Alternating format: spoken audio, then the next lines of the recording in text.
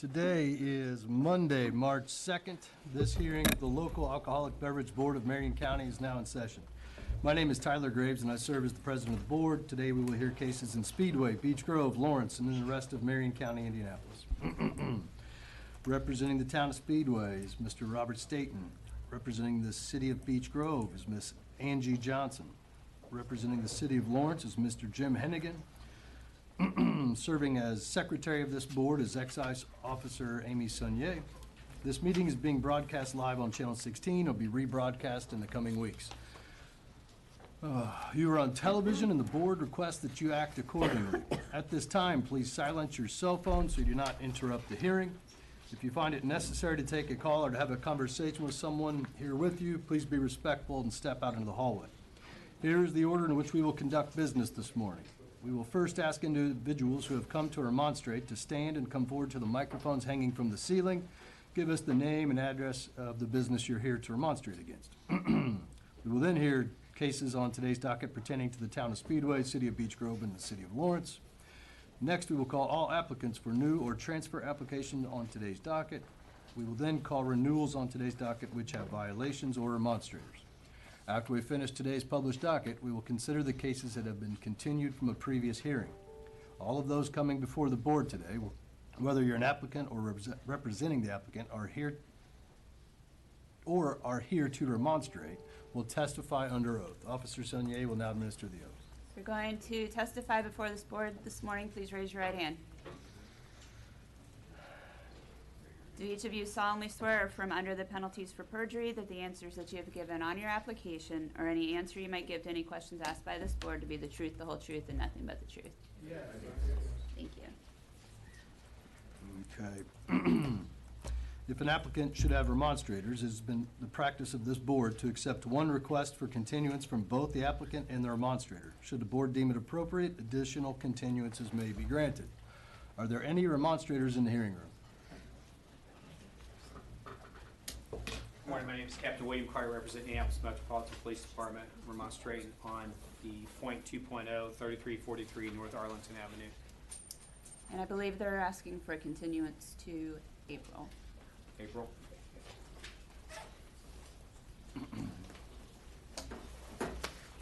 Chris Staub, opposing 3801 East New York Street, Rajguru, Inc.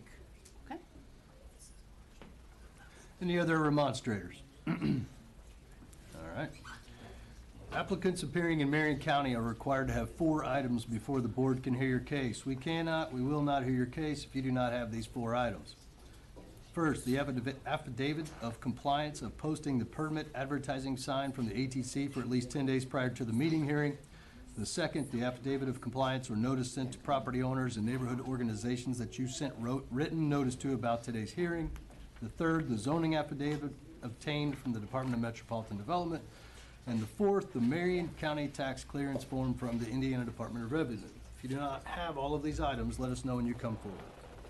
In addition to those required documents, if you are a new or a transfer application, you are required to have a final inspection approved before your permit can be made active. You will need to contact me to schedule that inspection. I will give you my contact information when we call you forward and hear your application. It is your responsibility to contact me. I will not contact you. Okay. You want to start with Lawrence? Sure. All right, let's go with Lawrence. Okay, we have a new one. It's RR 4943192, the Blue Lagoon, operating as the Blue Lagoon at 11705 Pendleton Pike. Yeah, come forward, sir. And do you have your application? Yes. You can hand that to the officer right here. Paperwork. All right, let's see what you have.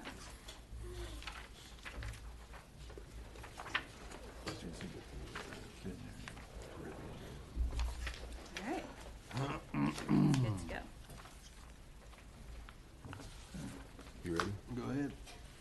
So, your plan, you going to do carry out or anything like that? Just Say again, for me? your carry out, are you going to do any carry out liquor or? There's a supplemental application for carryout. So you do plan to do carry out. Is this your first alcoholic beverage permit? No, it's the second. Okay. We launched in 2017. We had a permit then. I think it was maybe 24, roughly. We fell behind as far as tax filings because we were doing the tax filings internally. And as a result, could not renew the license. So the license canceled. Okay. So now we've outsourced tax filings to an accounting firm, got all of that squared away. Okay. Is that for this restaurant? Yeah, How long has your restaurant been open? since 2017. Okay. Have you had any police runs at your location? Any calls for the police, for fights, anything like that? No. What are your hours of operation? We're closed Sundays and Mondays, open Tuesdays through Saturdays, approximately 11 a.m. to 9 p.m. Do you plan on staying open any later with alcohol? No. Okay, so are you food focused? Food focus for sure. Yeah. We have 2 food trucks as well.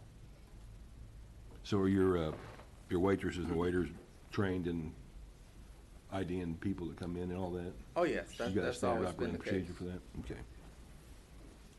Alrighty. Well, I'm gonna make a motion to approve. Motion to approve, I'll second. All those in favor say aye. Aye. Aye. Good luck, sir. Thank you. Okay, we have another new one, is RR 4943337, House Grill LLC, operating at 4741 North Post Road. Anybody here from House Grill? All right, I'll show it, continue. That was easy. Okay, we have a renewal without violations, is RR 4931338, Mama's House Korean Restaurant, operating as Mama's Korean Restaurant at 8867 Pendleton Pike. I'll make a motion to approve. Motion to approve, I'll second. All those in favor say aye. Aye. Aye. We have another renewal without violation, is DL 4931940, DW Bar, BLLC, it's Big Red Liquor is what it is 8029 Pendleton Pike. I'll make a motion to approve. Motion to approve, I'll second. All those in favor say aye. Aye. Aye. Okay, now we have a renewal with violation, is RR 4936592 at 8501 Pendleton Pike, Club LLC, operating as the Harem House at 8501 Pendleton Pike. This one's still pending before the commission. Alrighty, that was easy. Okay, we have another renewal with violation, is RR 4931124, Maya Soul LLC, operating as Maya Soul at 8015 Pendleton Pike, Suite C. This one's requested a continuance. Right on, that was easy. Moving on to Beach Grove. I have a renewal without violation, DL 4903421, Payless Liquors, Inc., doing business as Payless Liquors at 4924 South Emerson Avenue. I make a motion to approve. Motion to approve, I'll second. All those in favor say aye. Aye. Aye. Another renewal without violation, DL 4926678, Walgreen Co., doing business as Walgreens number 2956, located at 1808 North Albany Street. I make a motion to approve. Motion to approve, I'll second. All those in favor say aye. Aye. Aye. And last renewal without violation, RR 4939523, Walleye LLC, doing business as Walleye, 614 Main Street. I make a motion to approve. Motion to approve, I'll second. All those in favor say aye. Aye. That takes care of Beach Grove, thank you. Moving on to Speedway. Ebony's walking in. Okay. This is renewal without violation, RR 4923978, Wingman 5 LLC, 6121, or 6129 Crawfordsville Road, Suite B, doing business as Buffalo Wild Wings Grill and Bar. Motion for approval. Motion for approval, I'll second. All those in favor say aye. Aye. That was Buffalo Wild Wings? Yes. Yes. Was there one above that? No. Oh, no. Which? Your new one. Oh, well, I've got that at the bottom. Okay. Okay. Okay, this is another renewal. DL 4913533, Pit Stop Liquors, Inc., 4948 Crawfordsville Road, doing business as Pit Stop Liquors. Motion for approval. Motion for approval, I'll second. All those in favor say aye. Aye. RH 4930108, TPAT LLC, 6315 Crawfordsville Road, doing business as Courtyard Indianapolis West. Motion for approval. Motion for approval, I'll second. All those in favor say aye. Aye. Aye. DL 4931933, TWG BRL LLC, 5959 Crawfordsville Road, doing business as Big Red Liquors, number 205. Motion for approval. Motion for approval, I'll second. All those in favor say aye. Aye. Okay, this is the new one. RR 4943407, Tootsie's Chicken and Fish LLC, location pending, doing business as Tootsie's Chicken and Fish LLC. Anybody here from Tootsie's? There you are. Come on up. Do you have your application? I do not. Okay, come on forward. Yeah.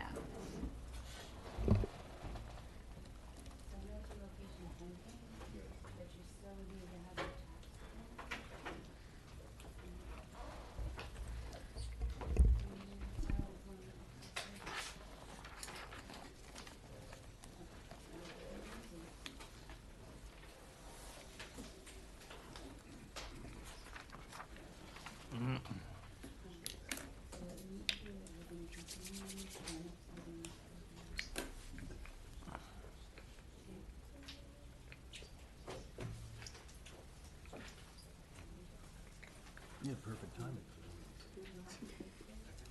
I'm so happy. I was like, man, I had to brush my car off. It took so much longer than I thought. I'm like, what the hell? I didn't expect that. I had a 2-hour delay at school and everything. We'll have a couple, apparently, that are, we're gonna have a couple that are, shipping. Okay, that takes care of Speedway, Beech Grove, and Lawrence. Thank you. All right, we're gonna move on to the rest of Indianapolis.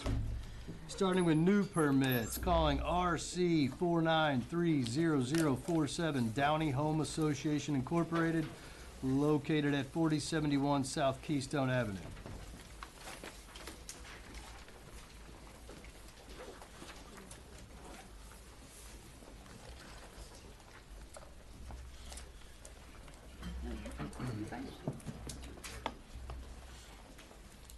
If you need more chairs, there's, take either side if you need more chairs.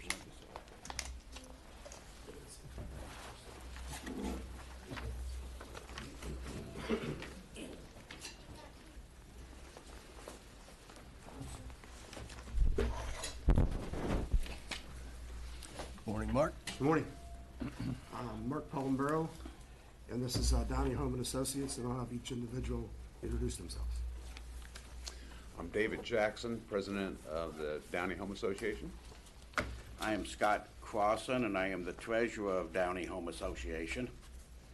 Mike Ilko, the Grand Knight for Monsignor James M. Downey, Knights of Columbus, Council 3066.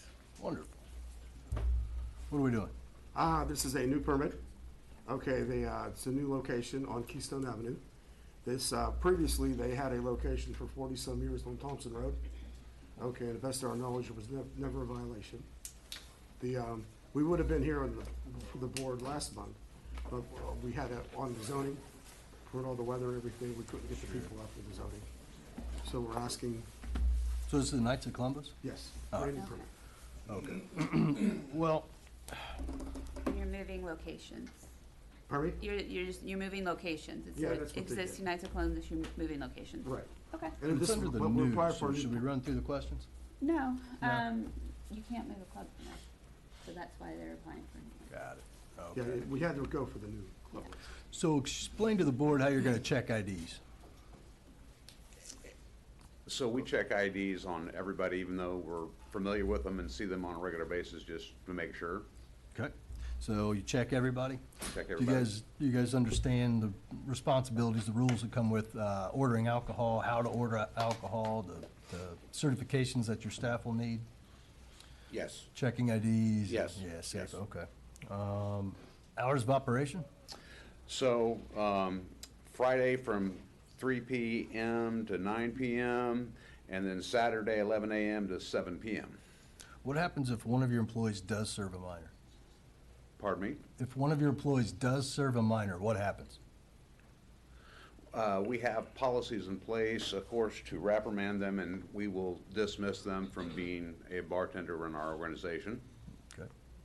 How about, how do you keep track of your membership, and how often do you do open guest days and all of those types of things?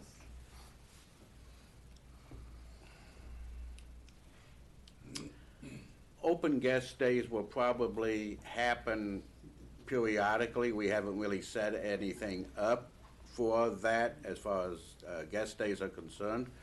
But we would probably try to do at least once a quarter.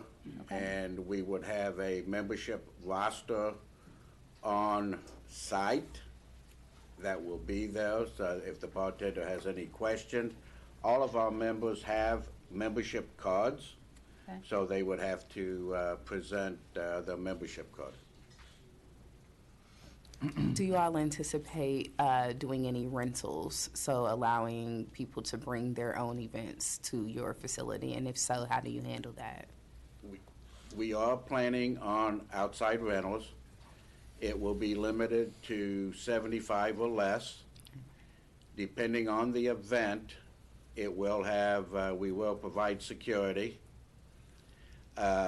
If they wish to have their own catering, we will let them cater their own food in.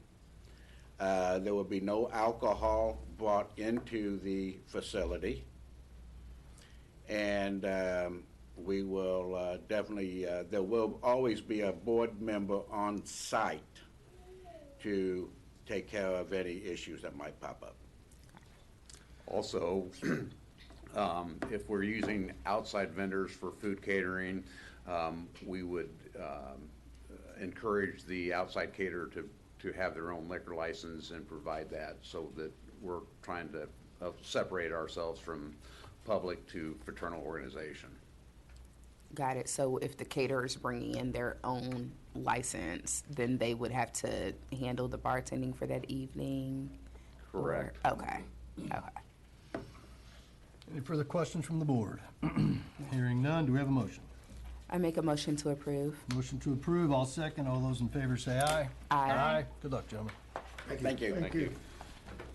Calling RH 4930400, Delta Hotel Indy LLC, doing business as Home 2 Suites, Indianapolis downtown at 115 North Pennsylvania, Suite 150. They've requested a continuance. Calling RH 4930402, Hotels of Indy LLC, doing business as Homewood Suites, Indianapolis downtown. Is that the same one? No. I know, Yeah, they're it's just close. close. They're around the corner. 211 South of Meridian Street. Come on in. Do you have your application? I do. You can hand that to the officer.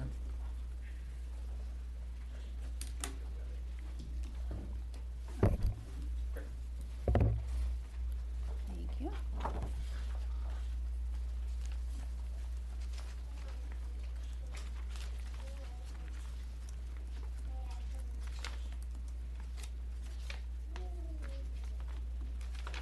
All right, you may have a seat.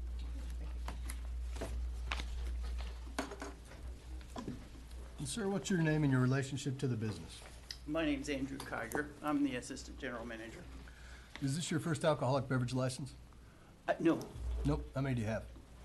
it would be our one and only. The former one, the hotel changed ownership last January, so we're just basically getting a new license for the new owners. Okay. So this will be your first? For this ownership, yeah. We'll go ahead and run through the questions. We ask a set list of questions, all first-time petitioners. Did you prepare this application yourself, or did someone else prepare it for you? No, our accounting department took care of the preparation. Did you have a chance to review the application after it was prepared? Yes, Were all the answers contained in this application answered in a truthful manner? to the best of my ability, I believe so, yes. Is there anything that you wish to add to the application? No, Are you the only owner of the business? No, Did you list the other members on the application? I'm sure they did. Is there at least 200 feet between your premise and any church or school? Yes, Do you understand that an excise officer may enter, inspect, and search your permit premise at any time without a warrant? yes, Are you applying for carry-out privileges? nope. Are you applying for limited separation? You have a bar area, 21 and over? Oh, no, we don't do bar service. So this is a hotel permit, or I mean, a license for a hotel, so you're going to have, well, why don't you tell me?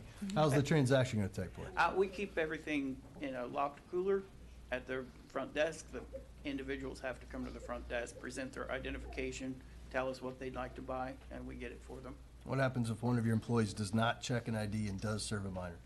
We have a process for corrective action in that.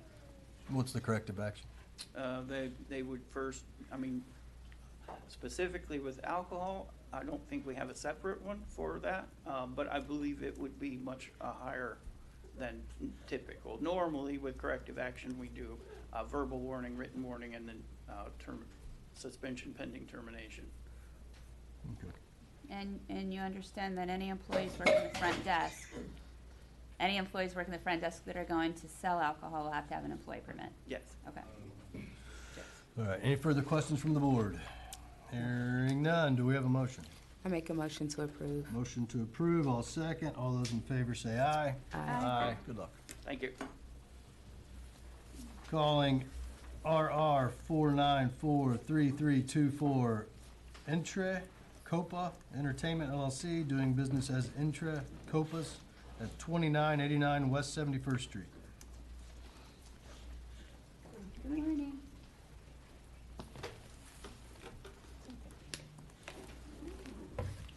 Good morning.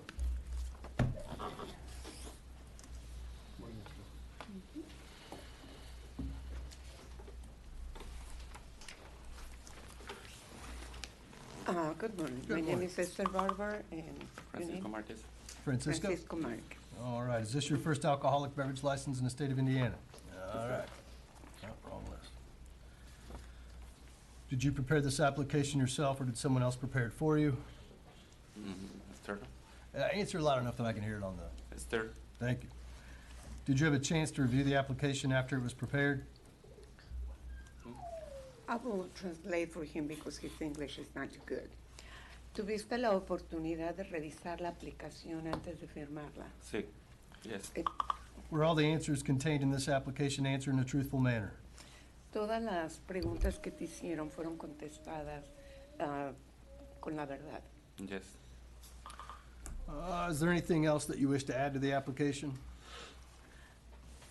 Is there anything else you wish to add to the application? ¿Tienes algo más que agregar a la aplicación? No. Are you the only owner of the business? Eres el único dueño del negocio. Yes. All right. Is there at least 200 feet between your premise and any church or school? Tu negocio está a más de 200 pies de distancia de una escuela o de una iglesia. Yes. Do you understand that an excise officer may enter, inspect, and search your permit premise at any time without a warrant?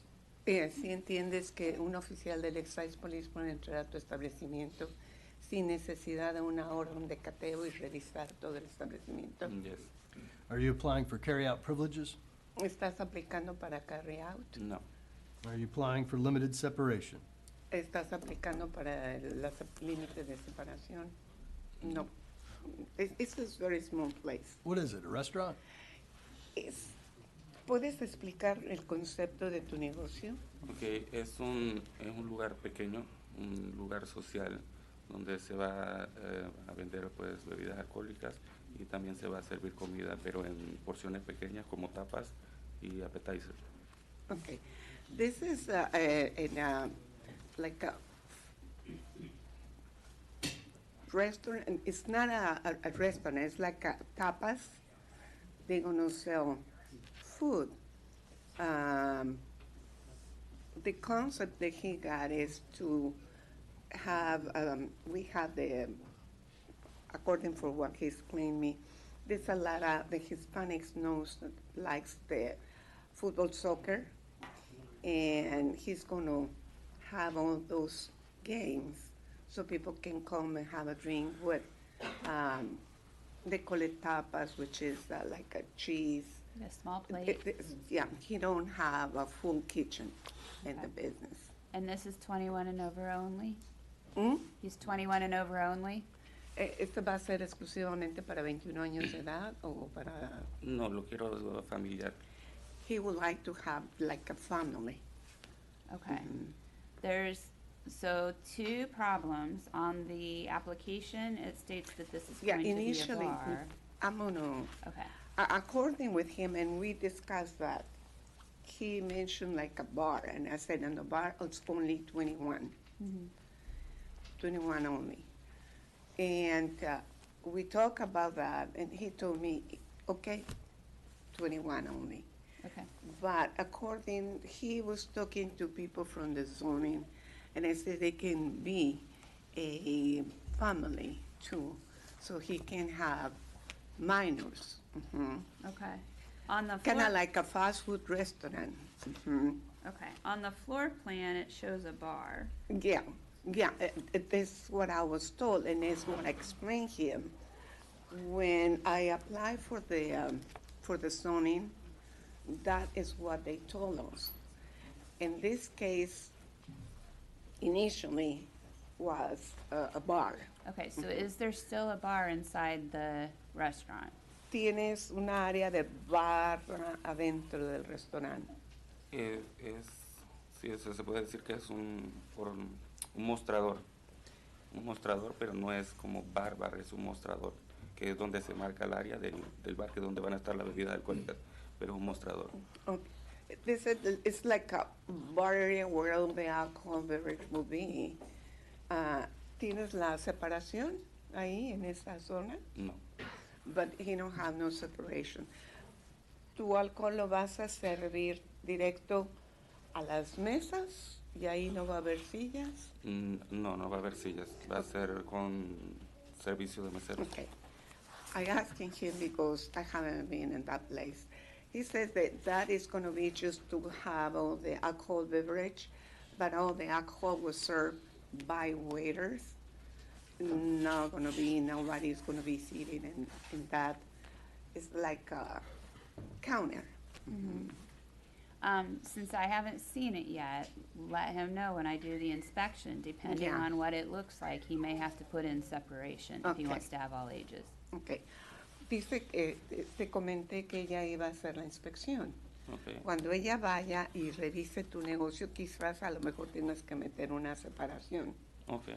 It's okay. Okay. And when we schedule the appointment, I just need someone there that can Yes. translate. Do you have a policy for checking IDs?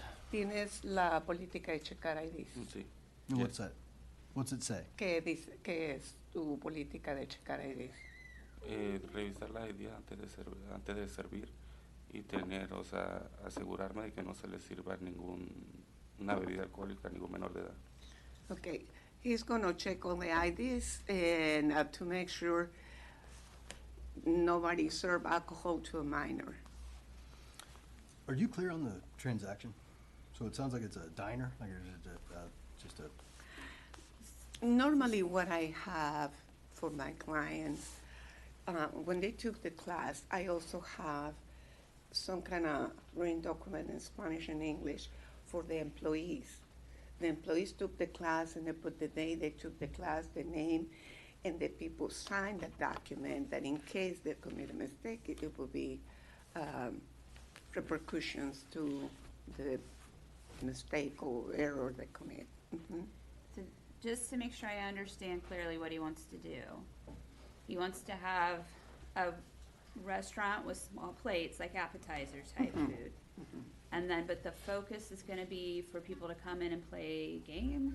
No, Watch they're games. gonna have, Watch watch the soccer games or any other games Okay. on the screens.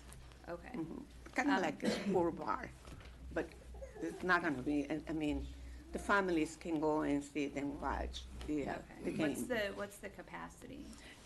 ¿Qué capacidad tiene? 60? Alrededor de 60. Yeah, 60 people. This is a very small place. Okay, and you understand you just have a beer and wine permit, right? Sí, entiendes No que liquor. solamente de cerveza y vino no puedes vender ningún tipo de alcohol. Yes. Yeah, he's gonna take the class because he haven't took the class. I have a class set up for the 9th. And as always, I want to make sure they fully understand all of the regulations in regards to alcohol beverage. Okay, and all alcohol has to be delivered to the table. Yes. And he understands Oh, that. it's what he told me. Todo el alcohol se va a ser servido a través de los meseros. What are the hours of operation? ¿Cuáles son las horas de operación de tu negocio? Depende, por lo menos ahorita que viene el mundial, depende de las horas de los juegos, pero normalmente después de las 3 de la tarde, hasta medianoche, entre semana y un poco más tarde, fines de semana. ¿Pero qué horario?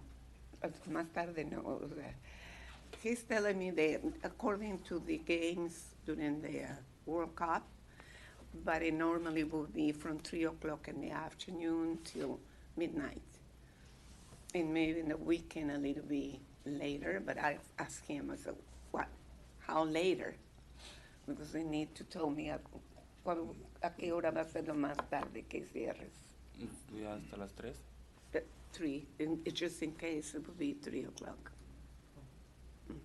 I struggle with the idea of this as a family restaurant based off of the concept, the hours of operation, and the capacity.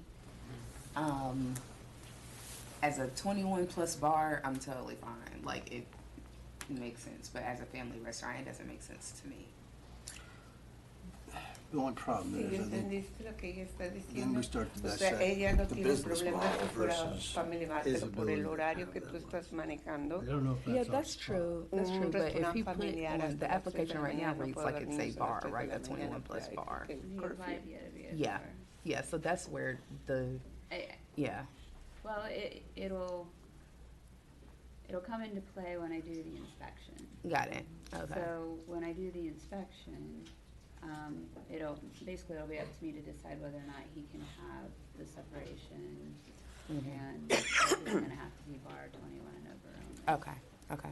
In that case, I mean, we can definitely move forward, but I just wanted to voice my concerns about the family part Sure. based off the application and the other elements. Yeah, But- I will explain him also the curfew. So when it comes to family, the minors cannot be after 11 o'clock at night in that place.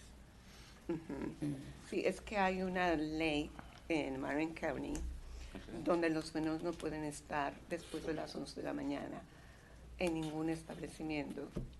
Okay. I think and correct me if I'm wrong, Anthony, but I think our concern is that he's going to tell us he's opening a family restaurant, but in reality, it's going to be a bar. Sí, based on como what he dice said. ella, la preocupación es que lo estás manejando como un restaurante familiar, pero que en la realidad vas a manejar un bar, no un restaurante familiar. Ok.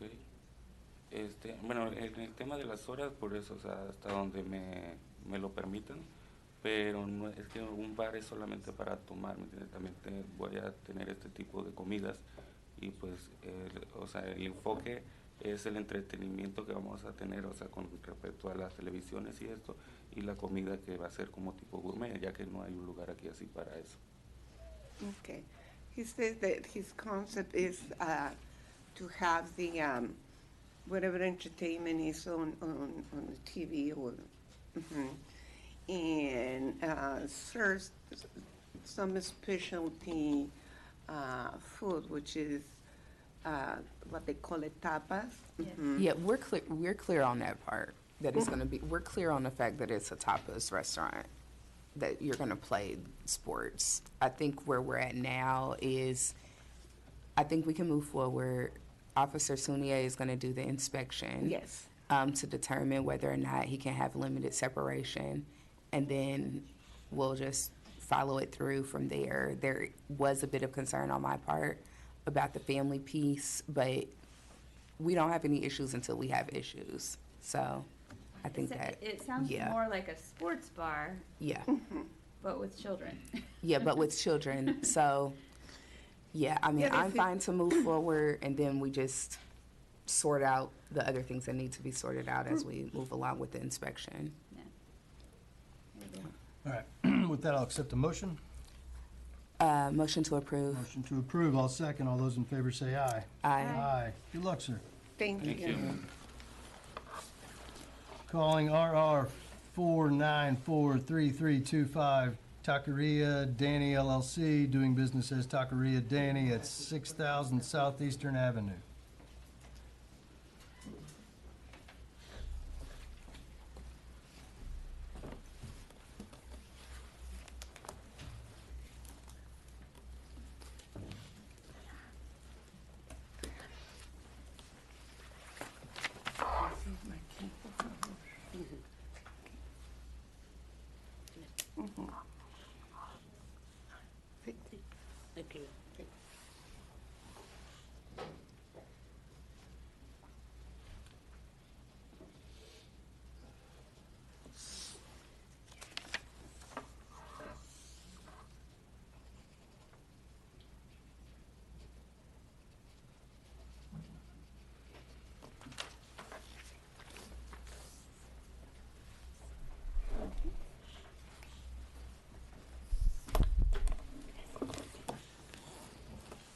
Esther Barber, and this is Miss Maria Romero.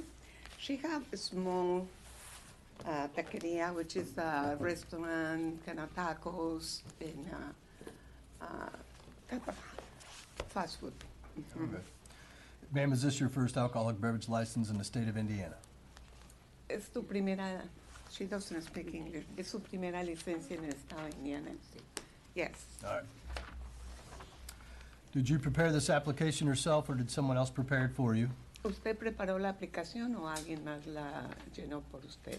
¿Cómo usted Hable fuerte. ¿Usted la llenó? Okay, I fill it out for her. Did you have a chance to review the application after it was prepared? Usted tuvo la oportunidad de revisarla una vez que estuvo preparada. Sí. Were all the answers contained in this application answered in a truthful manner? Todas las preguntas que se contestaron con la verdad. Sí. Is there anything you wish to add to the application? ¿Hay algo más que quiera agregar a la aplicación? No. Are you the only owner of the business? Usted es la única dueña del negocio. Sí. Is there at least 200 feet between your premise and any church or school? Usted está a más de 200 pies de una iglesia o de una escuela. Sí. Do you understand that an excise officer may enter, inspect, and search your permit premise at any time without a warrant? Sí tiene usted entendido de que un oficial del Excise Police puede entrar a su establecimiento y revisar el negocio sin necesidad de una orden de cateo. Sí. Are you applying for carry-out privileges? ¿Aplicó por a carry out? No, they're going to do it later. Are you applying for limited separation? No, it's very small place. Okay. What's the capacity? ¿Cuál es la capacidad? 40, ¿no? 42. 42. 42. Yeah, 42. is And then very what are the small hours place. of operation? ¿Cuáles son las horas de operación de su negocio? De las 10 de la mañana a las 9 de la noche. From 10 in the morning to 9 p.m. Okay, and what is the policy for checking IDs? ¿Cuál es la política para checar las IDs? A los menores de edad. ¿Sí? ¿Cómo? La política de edad. ¿Cómo va a checar las IDs? ¿Cuándo va a checar las IDs? Ay, no sé. ¿Cuándo voy a checar las IDs? Cuando sean los menores de edad. ¿Le piden algo de tomar? Oh, sí, sí me piden algo de tomar. Menores de edad no los puedo vender. Okay. When somebody asks for beer, she's gonna check an ID. That way she makes sure she don't sell alcohol to minors. So all of them? A todo mundo le va a pedir la ID. Sí. Yeah. Okay. How many servers will she have? ¿Cuántos meseros va a tener? Por ahorita, ay, no sé, pues yo creo que uno. It's just one more. Just one more? Mm-hmm. Yeah, because the place is small. They have a lot of, for what I understand, they have a lot of carry out. They got, the capacity is small, and they have, they order in the window. People can sit, but Okay. they order in the window. Okay, to make sure she understands, if they order at the window, They have to, the alcohol has to be taken to the table. Okay. So they can order it at the window, but it's gotta be taken to them at the table. Ujú. Si, por ejemplo, ustedes tienen una ventana donde la gente ordena su comida, con el alcohol es diferente. Si alguien le pide una cerveza, no se la puede dar a través de su ventana. Van a tener que salir y llevar la cerveza a la mesa. Okay. It cannot be served through the window. No puede ser servida a través de la ventana. Ujú. Okay, with that, do we have any further questions? Hearing none, do we have a motion? I make a motion to approve. Motion to approve, I'll second. All those in favor say aye. Aye. Aye. Por Good eso luck, es ma'am. importante que me tome la clase de música. Ujú. Ajá. Thank you very much. Calling calling RR 4943343, Indy's Famous Pancake House LLC, doing business as Indy's Famous Pancake House at 1013 West Morris Street.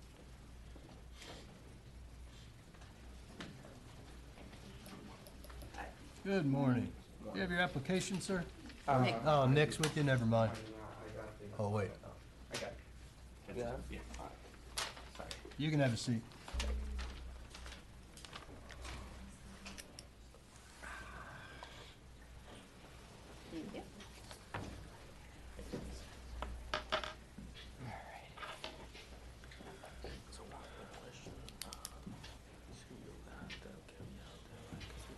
Yes. Oh, here's Nick. Okay, Nick Broyles with Bradford and Riley. With me, I have Francisco Moniz, owner for Indy's Pancake. New location there, kind of tucked right in there by the Eli Lilly campus, kind of underneath that Top Golf-esque facility there as well. So very small location, but he has been open and operating for 6 months. 6 months. Okay. Is this your first alcoholic beverage license in No, the state? it's actually, I have another, this is our second location. What county? Marion County. And how long have you had that license? Over 10 years. How many violations do you have? I did have one time, For what? for not checking ID. Oh, what'd you do to the employee? That was actually my You? fault. Oh, wow. So I got in Alright. trouble myself. I was gonna fire me, but I can't.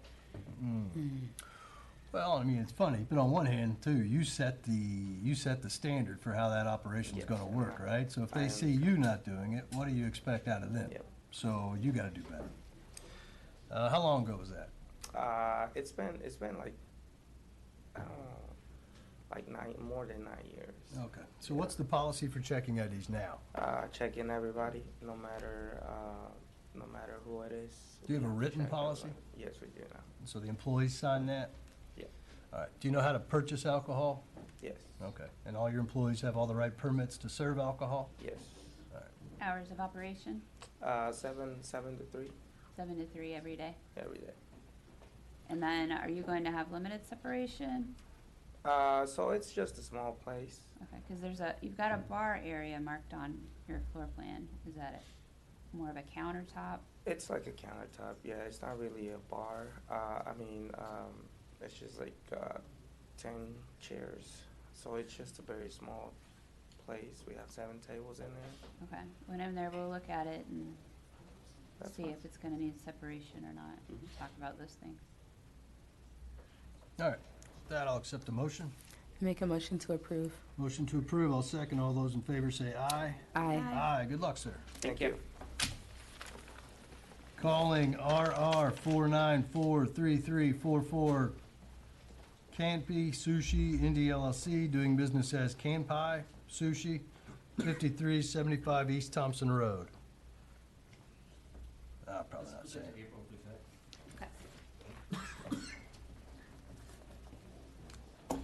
Calling RR 4943382, Thai Mahinan Chan LLC, doing business as Thai Orchard, 8145 Bass Street.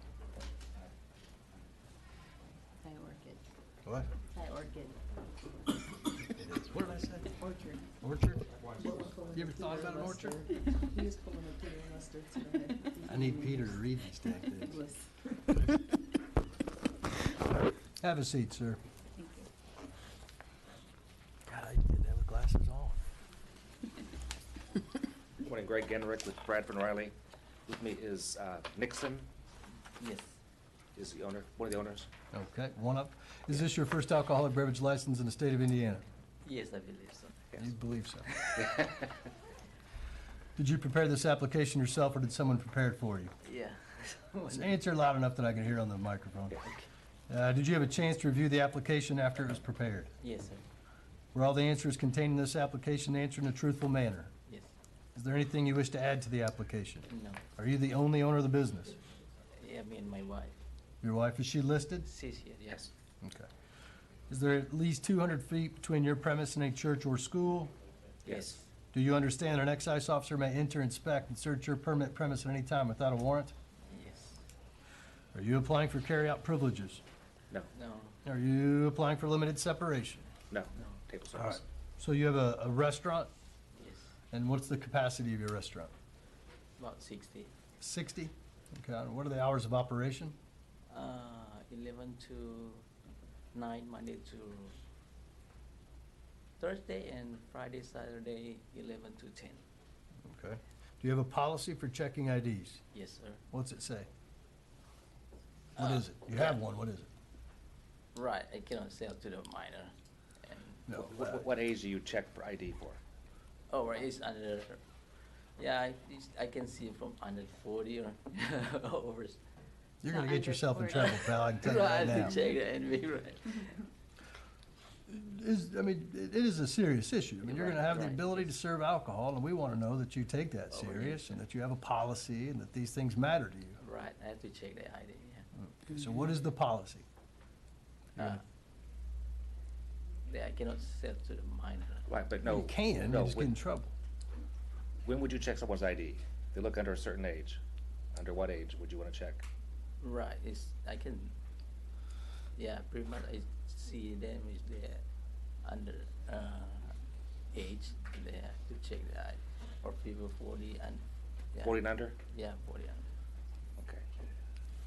yeah. Have you gone through the alcohol training?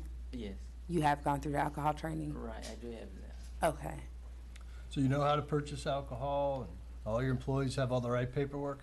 Yeah. Right, yes. This was the old Thai Orchid up on Bass Street. So it's been there for probably 14 years. He acquired the business. So Purchased. it will stay Thai Orchid, Yes. stay Thai food, Yes, restaurant, food focused, yeah, no bar, no, No. table service? correct. How many servers? Just you and your wife, or will you have other servers? For now, only me and my wife.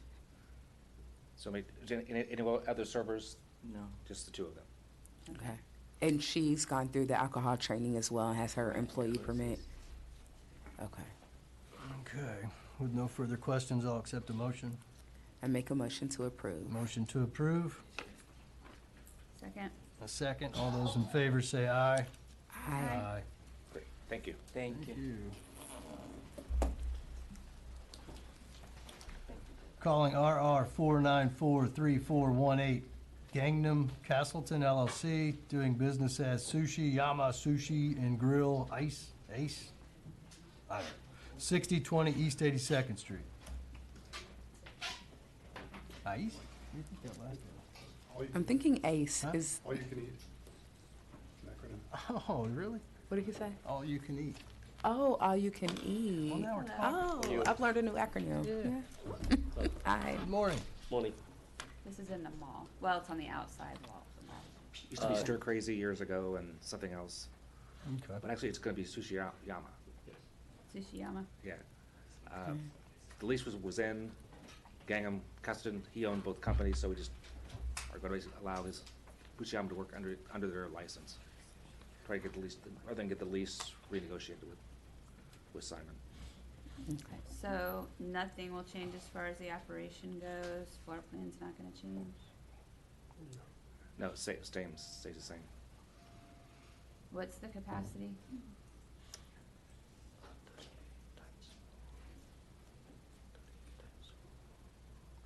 It's a pretty big restaurant. But around 200, I think. It's a good sized Yeah, restaurant. it's a big restaurant. 150 to 200, yeah. How many servers will you have? 5 now, 5 to 6. How are the alcohol transactions, how do they take place? At the table or? It'll be storage at the back of the kitchen cooler. It's only served by bottles, so no bar, just serve. Table service then? Yes. Got it, okay. Just beer and wine. Yes. Yes. And so this is or is not your first alcoholic license? He has other licenses. He does? Yes. Okay. How many violations do you have on your other license? Actually, I think it was two. Two? You have one license and it has two violations, or you have multiple? Multiple licenses. Okay, what were the violations for? It's a poll tax, tax behind. Serving on expired permit. A what? Serving on expired permit. Oh, expired permit, okay. Well, Both of the violations are for expired permit? Yes. Okay. So how do you make sure that doesn't happen again?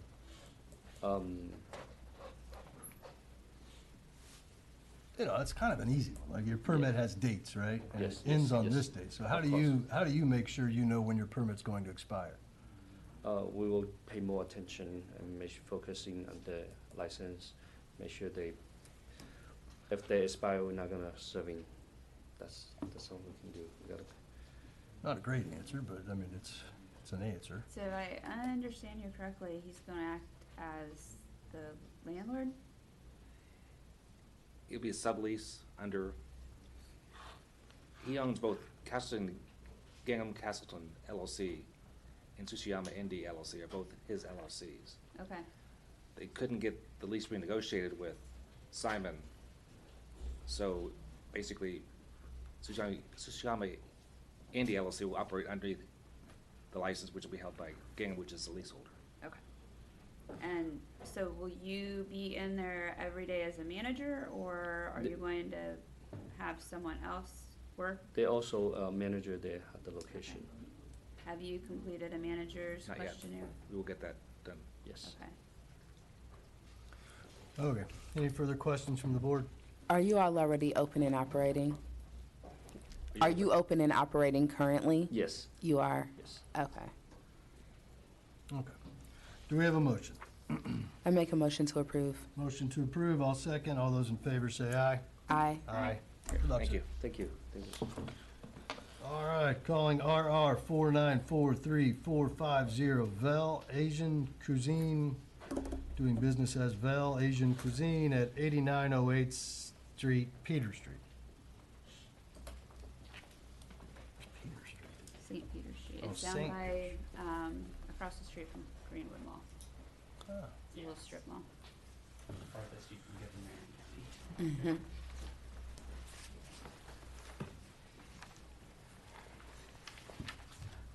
All right, Nick. All right, Nick Rouse with Bradford and Riley. How do you pronounce your names? My name is Chu. Chu? Yeah. And Mr. last Chu? name? Is that your first or last Tong. name? Tong is my last name. Tong? Yeah, Chu's first All right, name. Mr. Tong, is this your first alcoholic beverage license in the state of Indiana?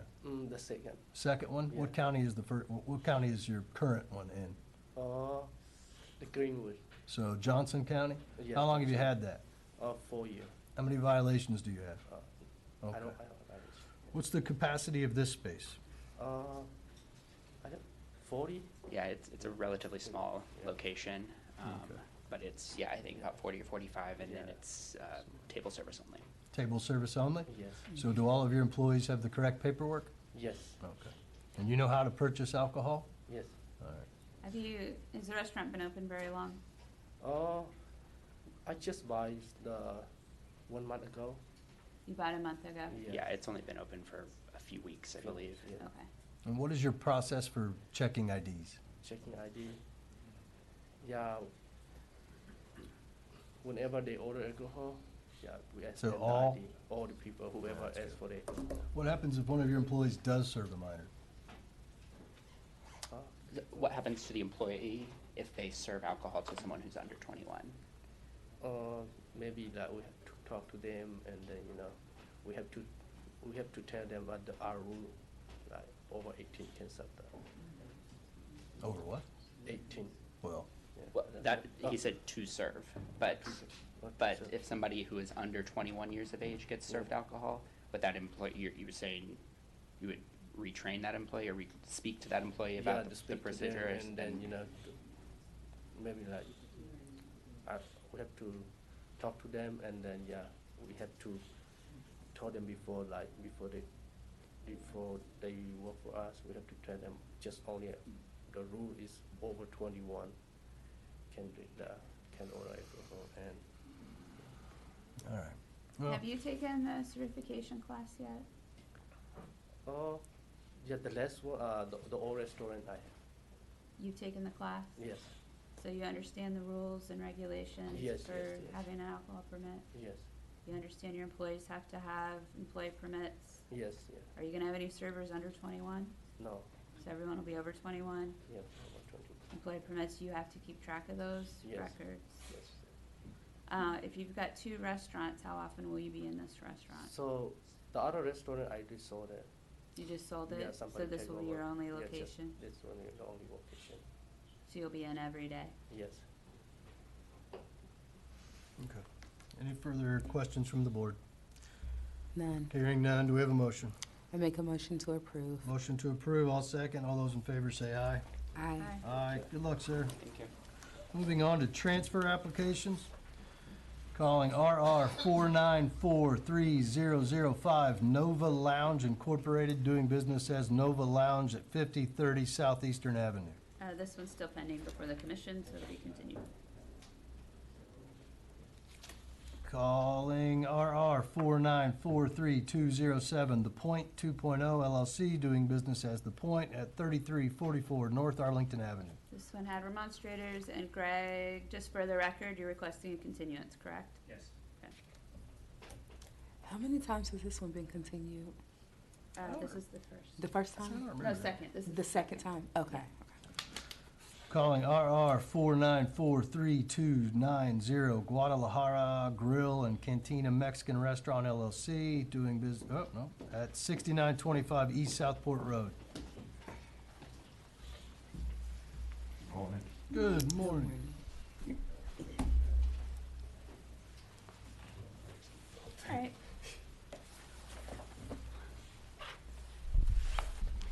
All right, I'm Dennis Silva. This is Mr. Saul Ramirez and his daughter. And this was an escrow license, and now the location has been found, and they're ready to work now. All right, so you've had this license for some time, put it in escrow, now you've found a location? Correct. Okay. How long have you had the license? ¿Cuánto tiempo ha tenido la licencia? ¿Cuál es? Ajá. About a year. We got it by auction, actually. Oh, you got Yeah, it. we The got auction permit went immediately into escrow till you found a Yeah. location, so you haven't been open, you haven't used the We haven't permit used yet? it, but Okay. it hasn't been used yet. Okay, is this your first alcoholic beverage license in the state of Indiana? Nope. No. How many do you have? 4. 4? Mhm. And how many violations do you have? Maybe 2 or 3, not much, in 24 years. In 24 years? Yeah, we've been in business since '97. What Okay. were the violations for? The last one we had was one of the servers did serve alcohol to a minor. It was actually a person like from you coming in. and Excise. Yes. I appreciate that, but I'm not excise. Well, okay, so you've had that happen 4 times, is it right? Is that what you're telling me? No. That's one. just the last violation? Yeah, that Oh, was, okay. and Well- only once, when it Okay. came to selling to minors. The other ones were, if I recall correctly, is the expiration on one of the servers expired on the Okay. permits. Well, what are you doing differently? So with the last violation that we had, obviously he had to pay for his fee, and then we had meetings with him. He, like we tell everybody, once you renew your license to sell, you have to take that class that comes with Sure. that. And we requested him to take it again, otherwise we will get rid of him. And thus, the last warning, he has no other choice but to do that. Good. And what is your role with the business? I'm his daughter, and I'm one of the managers. Manager. And with the new business, I'm gonna be co-owner. On this business you'll be Yeah, on the co-owner? last one. Okay, well, the application only has Mr. Ramirez as an owner. Sí, lo vamos a cambiar ya cuando That se- is, for what we know, that is Mr. Ramirez that is on the Yeah, one there. together. Unless there's unless there's something, I mean, officially, that's what we have, unless there's something private. But as far as we're concerned, Mr. Ramirez is the primary owner. But she just testified that she's going to be an owner. I'm under oath. I'm under oath, so I'll don't testify for what I know. What, I'm sorry? No, I'm only testifying for what I know, to what I know, or what I'm aware of, which is that Mr. Ramirez is the primary on the Ma'am, you're going to, what percentage of ownership are you going to have in this business?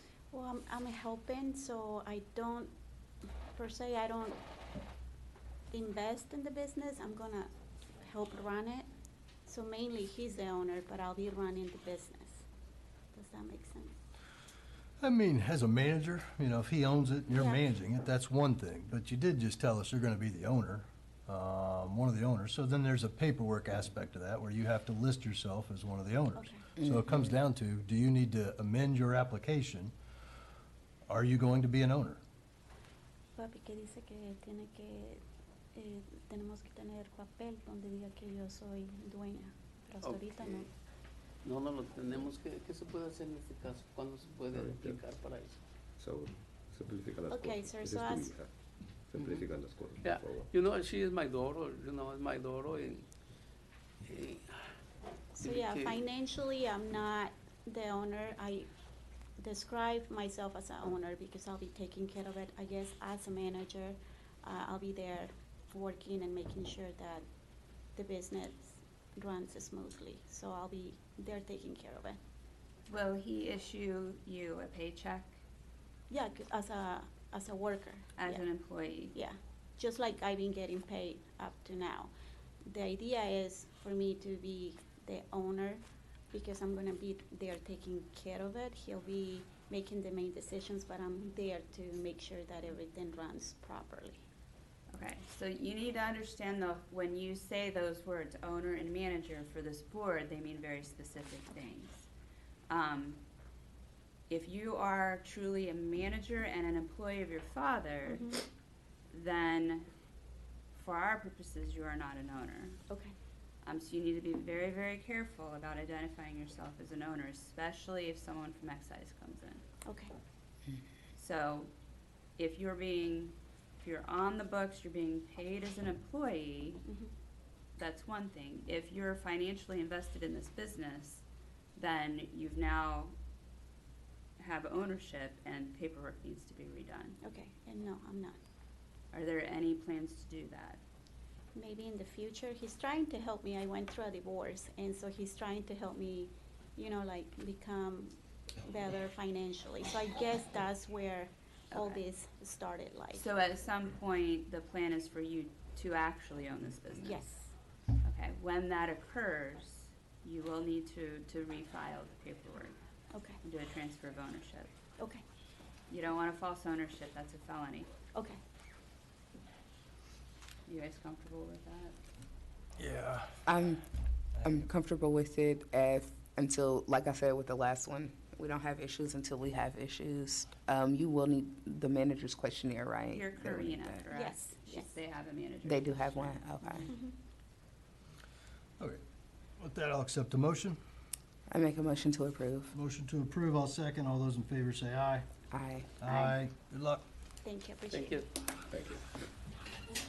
Calling RR 494-3315 Indian Haveli Restaurant LLC, Indian Haveli Restaurant, 6566 West Washington Street. Requested a continuance. Calling RR 494-3316 Thai Station Cuisine LLC, doing business as Thai Station Cuisine at 3317 East 86th Street.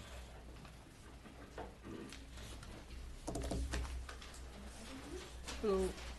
Thank you. Okay, do you have any of the other paperwork? Okay, go ahead and have you both come forward, please. Sir, you got to come. Okay. So in order for us to do your application, you have to have all four of these documents. Did you send notices to your neighbors? Did you send a letter to your neighbors?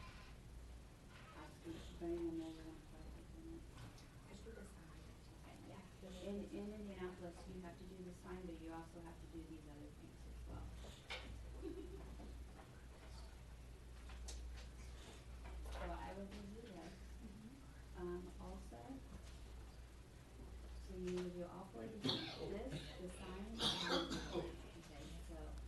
the sign posted, you're gonna change the date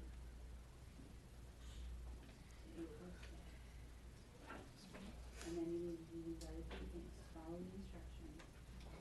One form goes to zoning, and it's the approval that I need. So you need to submit to zoning, petition approval of that. And this explains where to get the rest of the people you have to send notices to. And the other thing is it's a revenue form, it's a tax form, it's different than the one that you know that's so it's this form here, the second page tells you who to send it to. And once they clear you, they will sign it and get through it. Okay? So I will give you all of these things, and I will give you my card if you have any questions. And you will see, make sure you sign this so you can today. Yeah, it'll come back next month. April 6th. Bring everything with you. If for some reason you're not able to get everything done before then, you can email me and ask me. Okay? Amy, Dan? would you like me to call all these at the same time? Okay.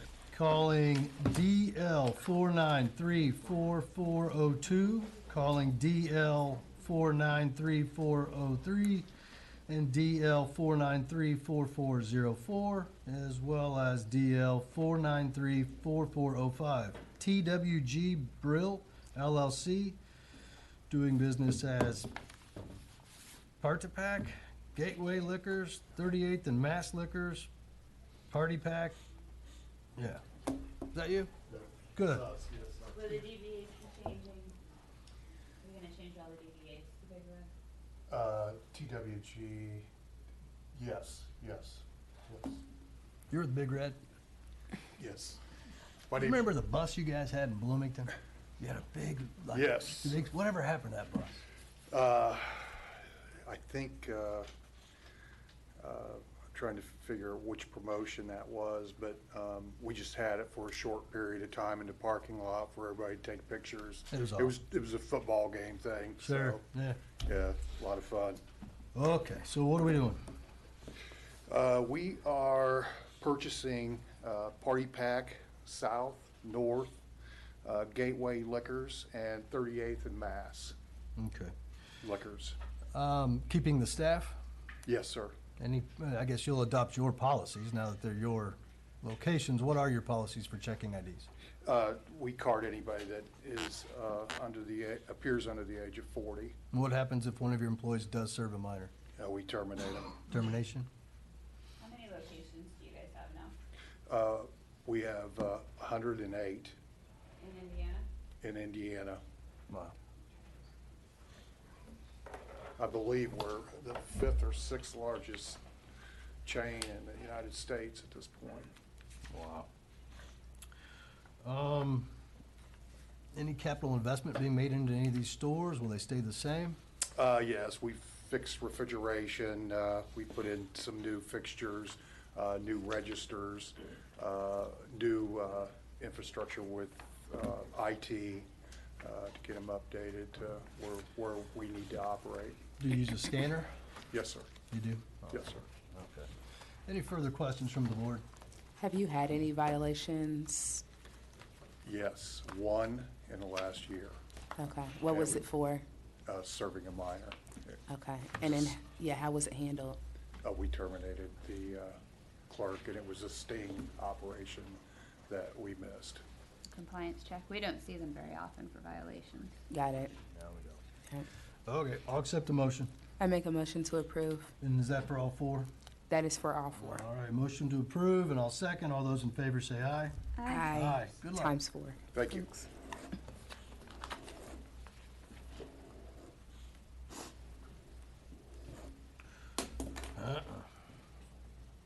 Calling RR 4943377 La Guancanita. You say. Yeah. At 2460 East 71st Street. Thank you. This is Eric Munoz, he's the sole owner of the business, and his niece, Andrea Perez, in the Hope of Translation.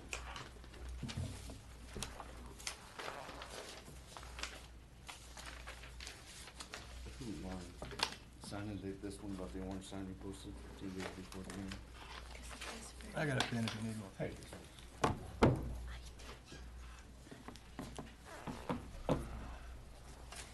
Excuse me, if I can get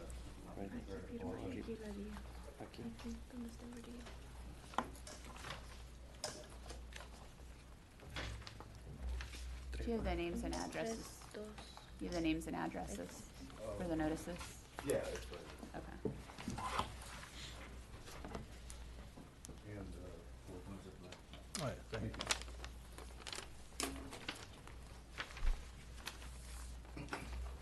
Okay. All right, so who do we have with us? Andrea and Eric. And what's your last name, Eric? Ayala, A-Y-L-A. Okay. Is this your first alcoholic beverage license in the state of Indiana? Yes. All right, we have a set list of questions. Please answer out loud enough that I can hear you on the microphone. Did you prepare this application yourself, or did someone else prepare it for you? Que si tú hiciste la aplicación o si alguien te la hizo. Él me ayudó. Did you have a chance to review the application after it was prepared? Que si revisaste la aplicación. Sí. Were all the answers contained in this application answered in a truthful manner? Que si todas estaban correctas diciendo la verdad. Sí. Is there anything you wish to add to the application? ¿Algo que gustarías agregar? No. Are you the only owner of the business? ¿Eres el único dueño del negocio? Sí.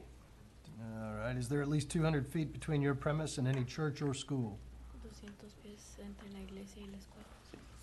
And do you understand that an excise officer may enter, inspect, and search your permit premise at any time without a warrant? Que si sabes que la policía puede ir a inspectar sin Sí. permiso.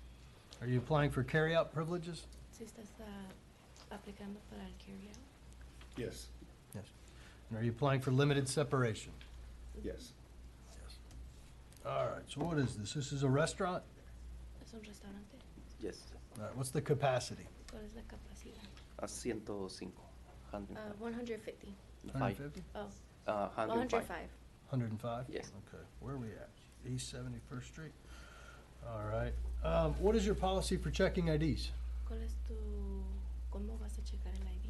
Sí, todos los servidores, los meseros deben checar a todas las personas antes de servir alcohol. All the servers should check the IDs before they serve any alcohol or any drinks with alcohol. So you're gonna have check all IDs? Yes. Okay, do you have a written policy? ¿Tienes una como un escrito eso? Sí. Yes. Okay, good.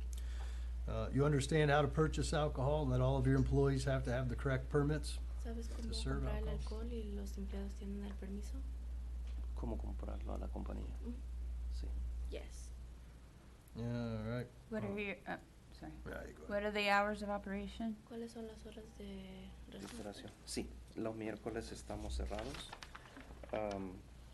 Lunes, domingo, lunes, martes y jueves a 9 a 8:30. Okay, so Wednesdays we're closed, Sunday, Monday, Tuesday, and Thursday we're open from 9 to 8:30. Viernes y sábado 9 a 9:30. And then Friday and Saturday we're from 9 to 9:30. Okay. Are you working there as well? I am one of the servers. You're a server, okay.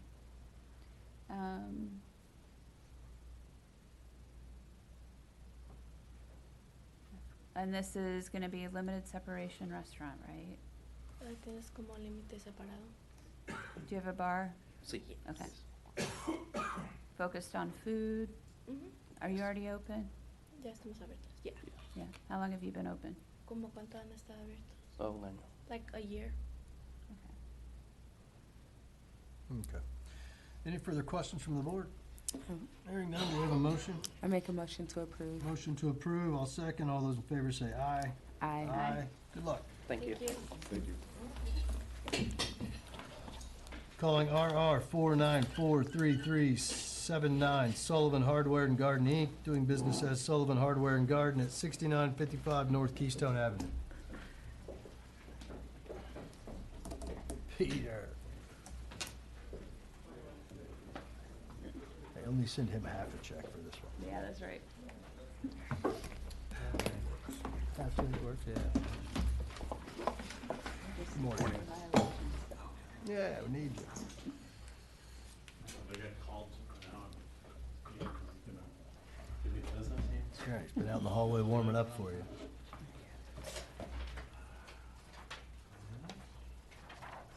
Nope. Thank you.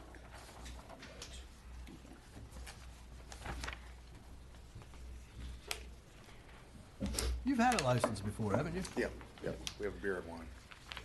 Yeah, so this is the Sullivan's Hardware at 71st and Keystone.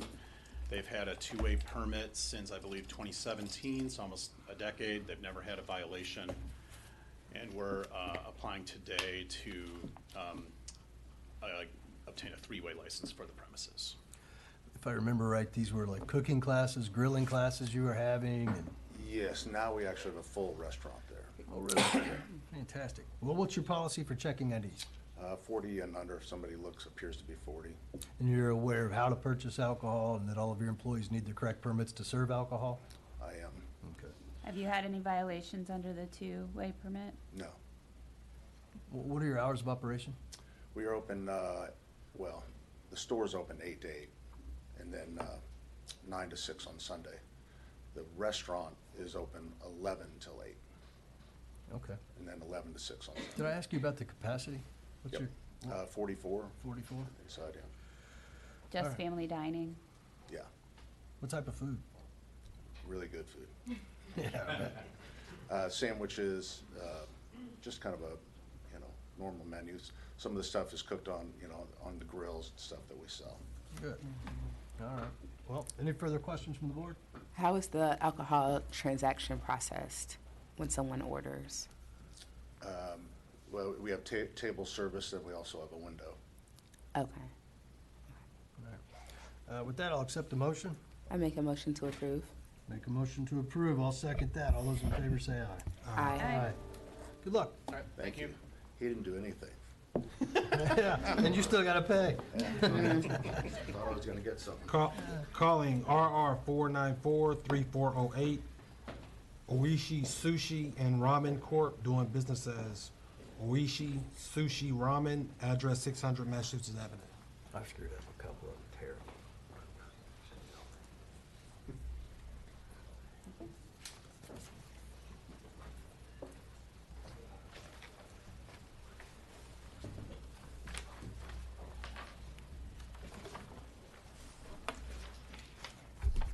Morning, Nick Rose with Bradford and Riley. With me, I have Kanlea Browning, owner for Oishi Sushi. Ms. Browning has about 10 permits, I think, currently right now across the state, and you've had permits since, is it what, 2008? Yeah, for a number of years. So she is a well-established business owner in Indiana. Across her locations, I think in all of her history, she has 8 violations, the most recent being in 2023. So 8's a big number. But over 20 years and almost 20 years and 10 locations, she does take it very seriously and addresses those violations when they occur. What was the latest violation for? I believe the latest violation was a manager questionnaire issue back in 24, out in Plainfield. Okay. And how was it resolved? Here we go.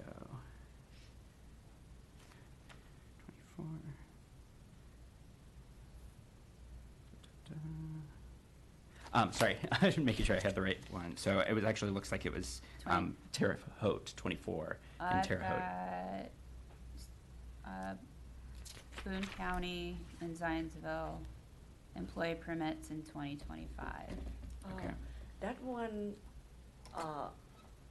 I withdraw my share. I didn't own it since this. When that happened? Yeah. Okay. Yeah, I didn't own that anymore for a long time. Well, what is your policy for checking IDs? We check everyone that look under 50. Can you articulate the process you use for making sure that your employees do have the correct paperwork? Yes. What process do you use? At each restaurant, I will have the manager. So I will have sometimes my business partner, and they're there all the time. So they do the training, and they have the alcohol permit. Okay. The employee permit. So what happens to an employee if they do serve a minor? Okay, we fire them. You fire them? Yeah. Okay. Because they violate the policy. All right. Do you have a manager's questionnaire on file for each of your locations? For the manager? Yes, yes, I think we have.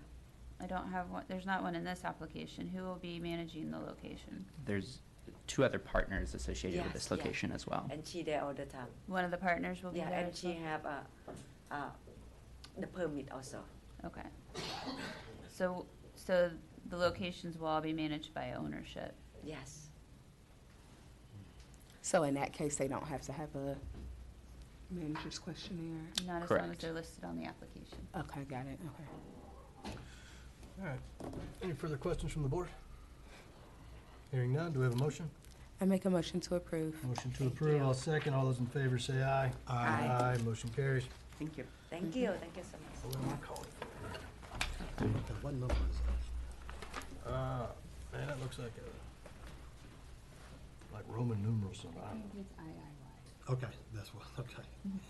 Calling RR 494-3422 IIY Construction LLC, doing address location pending.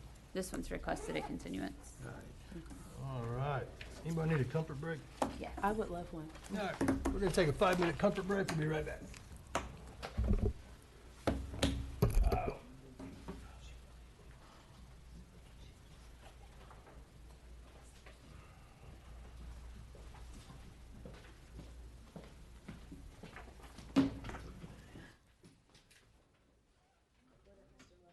Good, how you doing? Good.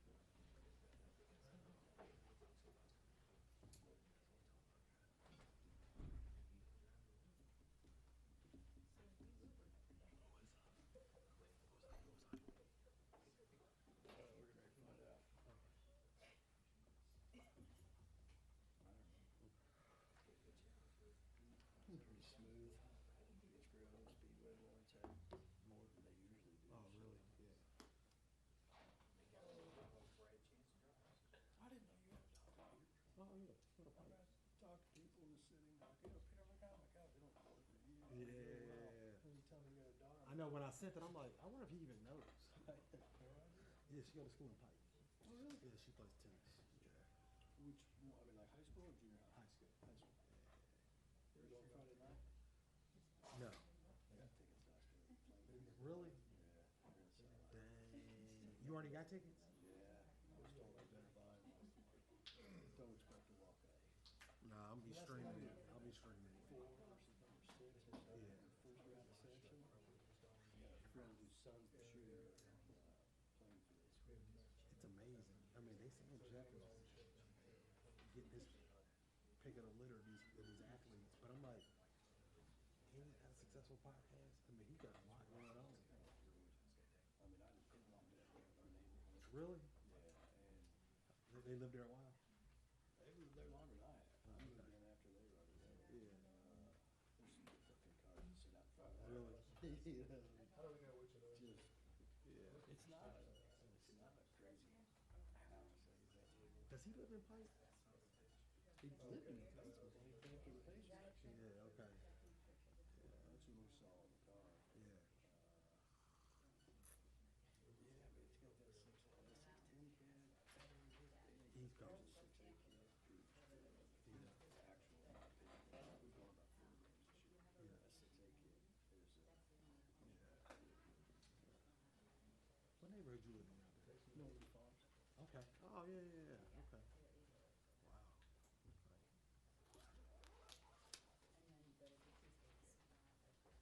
There's so much money in Pike, man. I don't know, man. Pike underrated, though. Everybody thinks Washington Township. Pike got some money, too.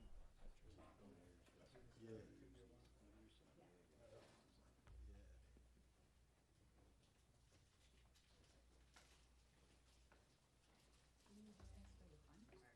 I know, yeah, I know. I've always said that'd be the best part, I can come in at the very end and just do violations. I'm in. It's like a reliever.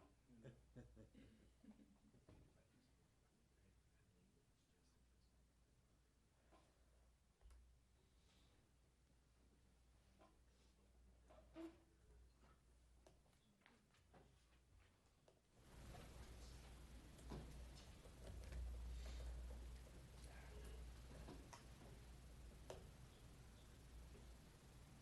Miss Howard's back in Indiana. Yes, how's she doing? Not great. But she's back. Not real mobile, in a wheelchair. She's got a little scooter, gets around. I sent her a couple texts. So she replied a couple days late, but she get back. Well, her doctors are here, so that's why she had to get back. Is she still trying to take care of her? I mean, yeah. She's got a granddaughter who lives out there. She lives there full time, but yeah, Miss Howard goes out there to take care of her. The hell could she take care of her? But it's her uncle. How's her uncle? So she ain't getting around at all. I told her I couldn't pick her up. We had a basketball game. I know, I got your text, but I would let her retreat. I just think she's a little uncomfortable. Maybe when the weather gets better. Yeah. I put a ramp in. We built a ramp on her front porch, so it's not steps anymore. I don't know how she lives there alone, but she does. All right. Call the meeting back to order. I don't think I'm on. Calling the meeting back to order. All the same rules that applied in the first half still apply. Moving on to renewals with violation. Calling DL 493-2133, Raj Suru Inc., doing business as Raj Suru Inc., address 3801 East New York Street. This application has a remonstrator. We'll have you sit here. Just make sure the green light is on that mic. Yeah, I had multiple violations. I gotta see if I have. This one We does don't- not have a yeah, we didn't violation. see it. It just has a remonstrator. Was everyone here at the beginning of the meeting and sworn in? Yes. Yes. All right, so you have a remonstrator, so we'll give you a chance to explain to us what you're trying to do. We'll hear from the remonstrator why they're here. Honestly, we're Well- not 100% sure as to why the remonstrance was requested in the first. I'll stop here. Since there's no violation to discuss first, we'll start with the remonstrator. Oh, okay, all right. This is a renewal without violation with the remonstrator. So, Chris? Good morning. My name is Chris Staub. I am the elected president of the Near East Side Community Organization, which is an umbrella over 19 neighborhoods in the Near East Side of this city. On our February docket, we'd seen that this application was coming back up for a renewal after several violations from back in 2024. I know there was several instances of minor violations, but the one that stood out was sales to a minor. The Near East Side takes that very seriously. At the time of your February hearing, I had asked for a remonstrance so that I could bring this to the Grace Tuxedo neighborhood, which is the neighborhood most greatly affected. We had a conversation. regarding this license, and as it is considered a grocery store in the neighborhood, it's actually more of a convenience store, and we heard items from the neighbors of what they see and what they are aware of in the community surrounding this, and the biggest problem seems to be loitering, and some of our neighbors do use your facility and have noticed that they don't get carded. So that was one of the reasons why we wanted to have this conversation. So we're not asking for their license to be vacated. We're just asking that they remain on a probationary one-year license due to the fact of the violations that they had from back in April of 2024. Did we give you a 1 year? Yeah, you give us. I don't remember every case. They've Sure, through yeah. a million of them. So you're currently under a 1 year renewal? Yes. Yes. And that's what you want to make sure stands pat? Just one more year, yes, that's all we're asking. But you're currently under a 1 year? Yeah. Yeah, so this would be the renewal following their 1 year Oh. renewal. Which, it hasn't been a full year since we heard them. Sure. We heard them on September 2nd. So, first of all, I'd like to thank Mr. Staub for taking my phone call ahead of our meeting. We had a productive conversation. Yes. Happy to discuss the matter with him, so I knew, what his request was coming in.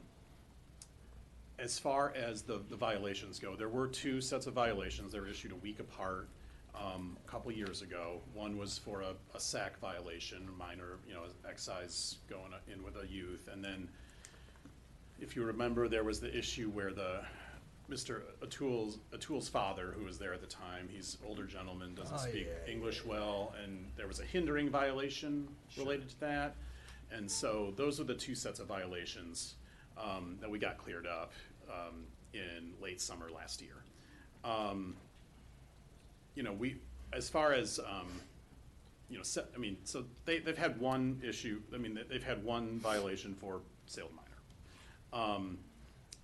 Mr. Staub also asked about, would we enter into, talking about the loitering, entering into a trespass agreement with IMPD, and in talking to my client, they've actually done that. As of 2023, they've had a trespass agreement with IMPD, and I shared that with him. What's a trespass agreement? So that is an agreement with the police where you're basically giving them more authority to come onto your premises and enforce loitering and get people that are loitering out of there. Yeah. Now, does that require the ownership to call IMPD and say, hey, we have people out here loitering? Does that just give IMPD the ability to see it and address it? I'm pretty sure it's both of them. If they see a person loitering there for too many times, or if they see a person there too many times, they're allowed to issue a trespass order to them. And there are also times where we have to call them as well. Tiffany? Yeah, based on my experience with it, it is up to, like, when they're patrolling, like, their discretion to add that to their patrols. Yeah. But there's no, because I've been in a community space before where we attempted the same thing. So that's where my experience comes from. But it was up to the officers, jurisdiction, whether or not Their they discretion. would come, with your discretion, whether or not they would come by. So it's kind of up in the air. Tiffany, do you mind? Sure, it's a good faith agreement with the police department that says we can act on behalf of the owner as an agent of the property. Okay. So, in both cases. All right. Of course. So, we got these violations a couple years ago. We've worked through them. I've engaged with Mr. Staub to actually see if we can connect my clients with the Grace Tuxedo neighborhood, and just make sure that there is good communication between the sides, and just want to make sure that, they want to be good community partners. We understand what their request is. Respectfully asking for a full renewal, but it's a respectful ask. Sir, do you, oh. I just want to make sure the board remembers correctly. So we originally heard them March of last year. We had the hindering and the sales to minor, but the hindering, I think, was more concerning for us. And we actually initially denied them. And then it was remanded back to us, and we heard it again in September. So we did give them a 1 year in September, heard the violations, but it's only been not quite, it's not been a year yet. Yeah, thank you for the refresher. So with that being said, do you have documentation from the neighborhood group you represent about their thoughts or their feelings, like a letter on letterhead or petition or anything like that? I do not have anything not from the have anything neighborhood like other that? than the conversation. Okay, well, we don't plan to hear this again, if I'm understanding correctly. We don't plan to talk about their renewal until September No, of this year. We just talked about it. We just talked about it in September. Because so Okay. they were originally up for renewal last March.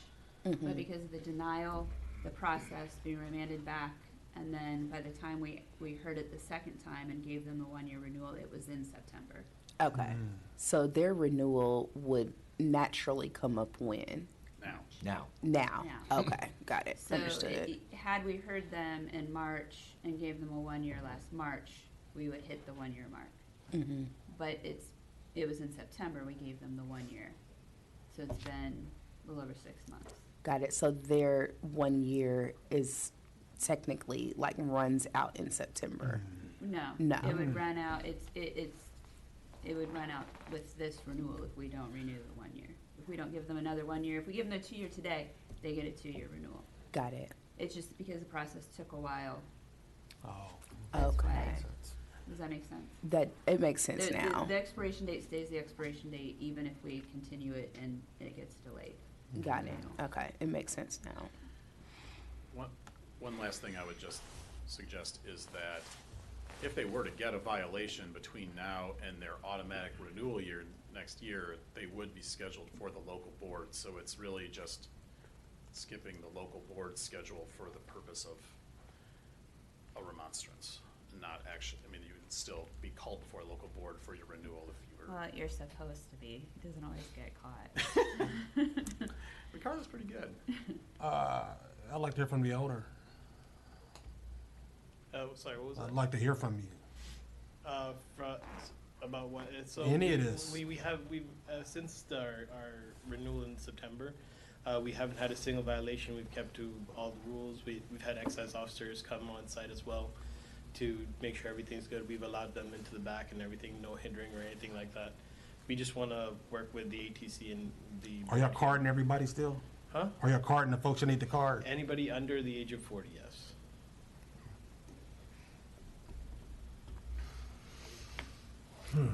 Well, for me, we don't have any violations to review at this point.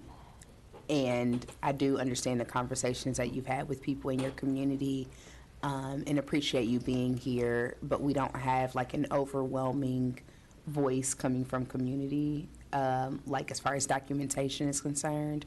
So for me, I don't feel like the renewal should be denied. I would agree with you if we had given them a 1 year in March. Yeah, but because we did it in September, that's But because tricky. we did it in September, Yeah. they haven't had that full probationary year. Yeah. And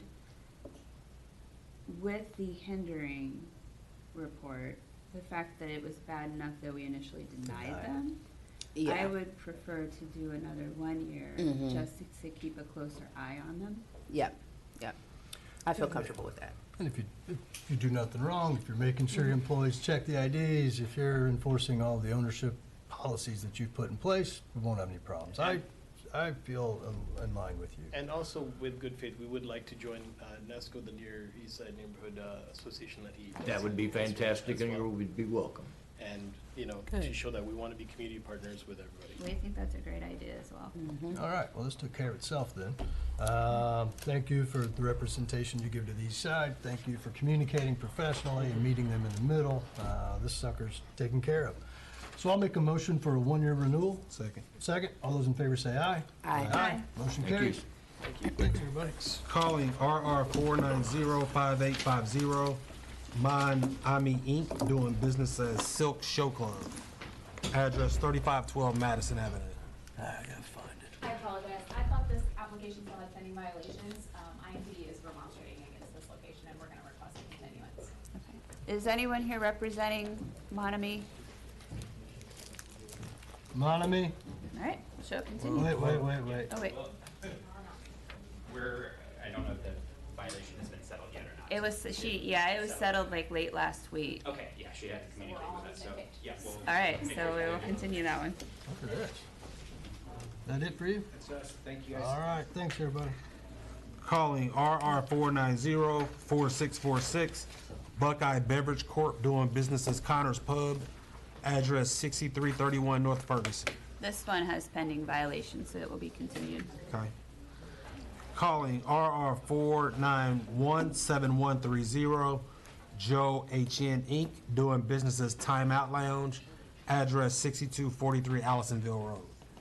Hey, Hello. come on up, sir. Hi. Have a seat right there.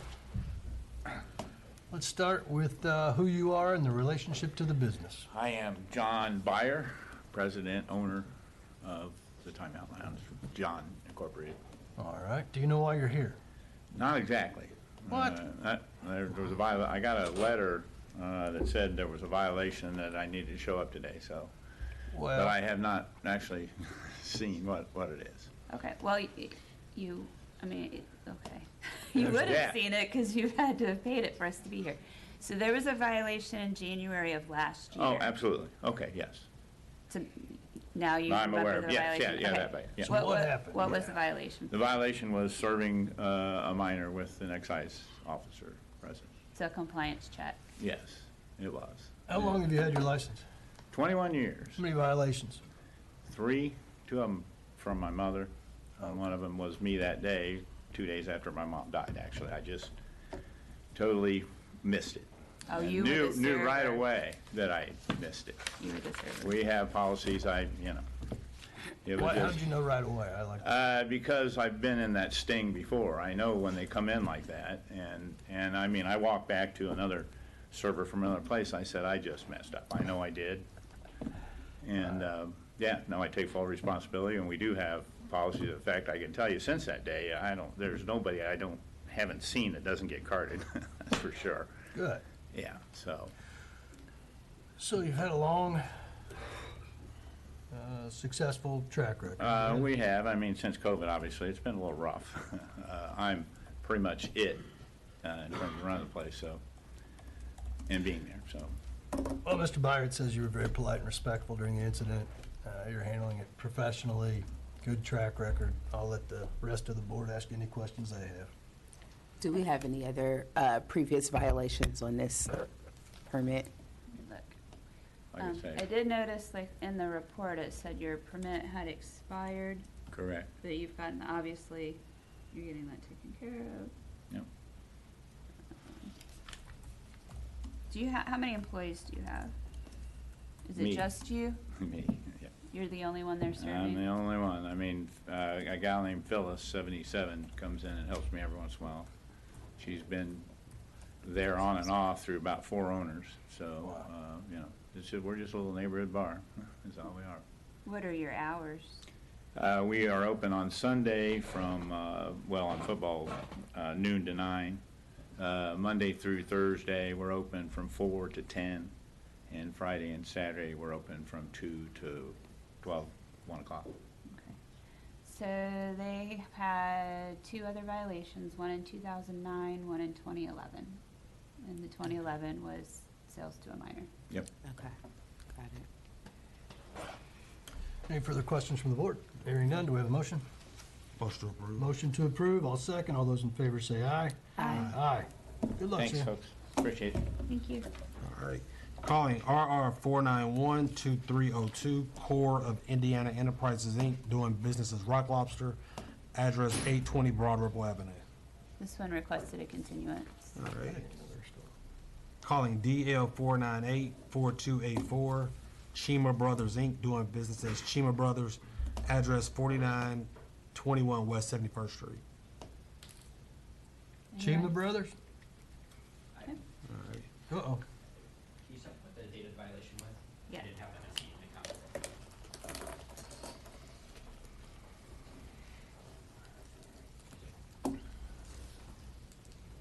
It would have been April of 2024. It was paid June of 2024. They appeared last year. This was just all my year according to the notes. So I didn't have those, they needed to appear. No, I think you're correct. Okay. I think that's on me. Great. Yeah, so we'll move that one to the auto renewals. Good. Yeah. Calling RR 491-9643, Wingman V LLC, doing business as Buffalo Wings Grill and Bar, address 2514 Lake Circle Drive.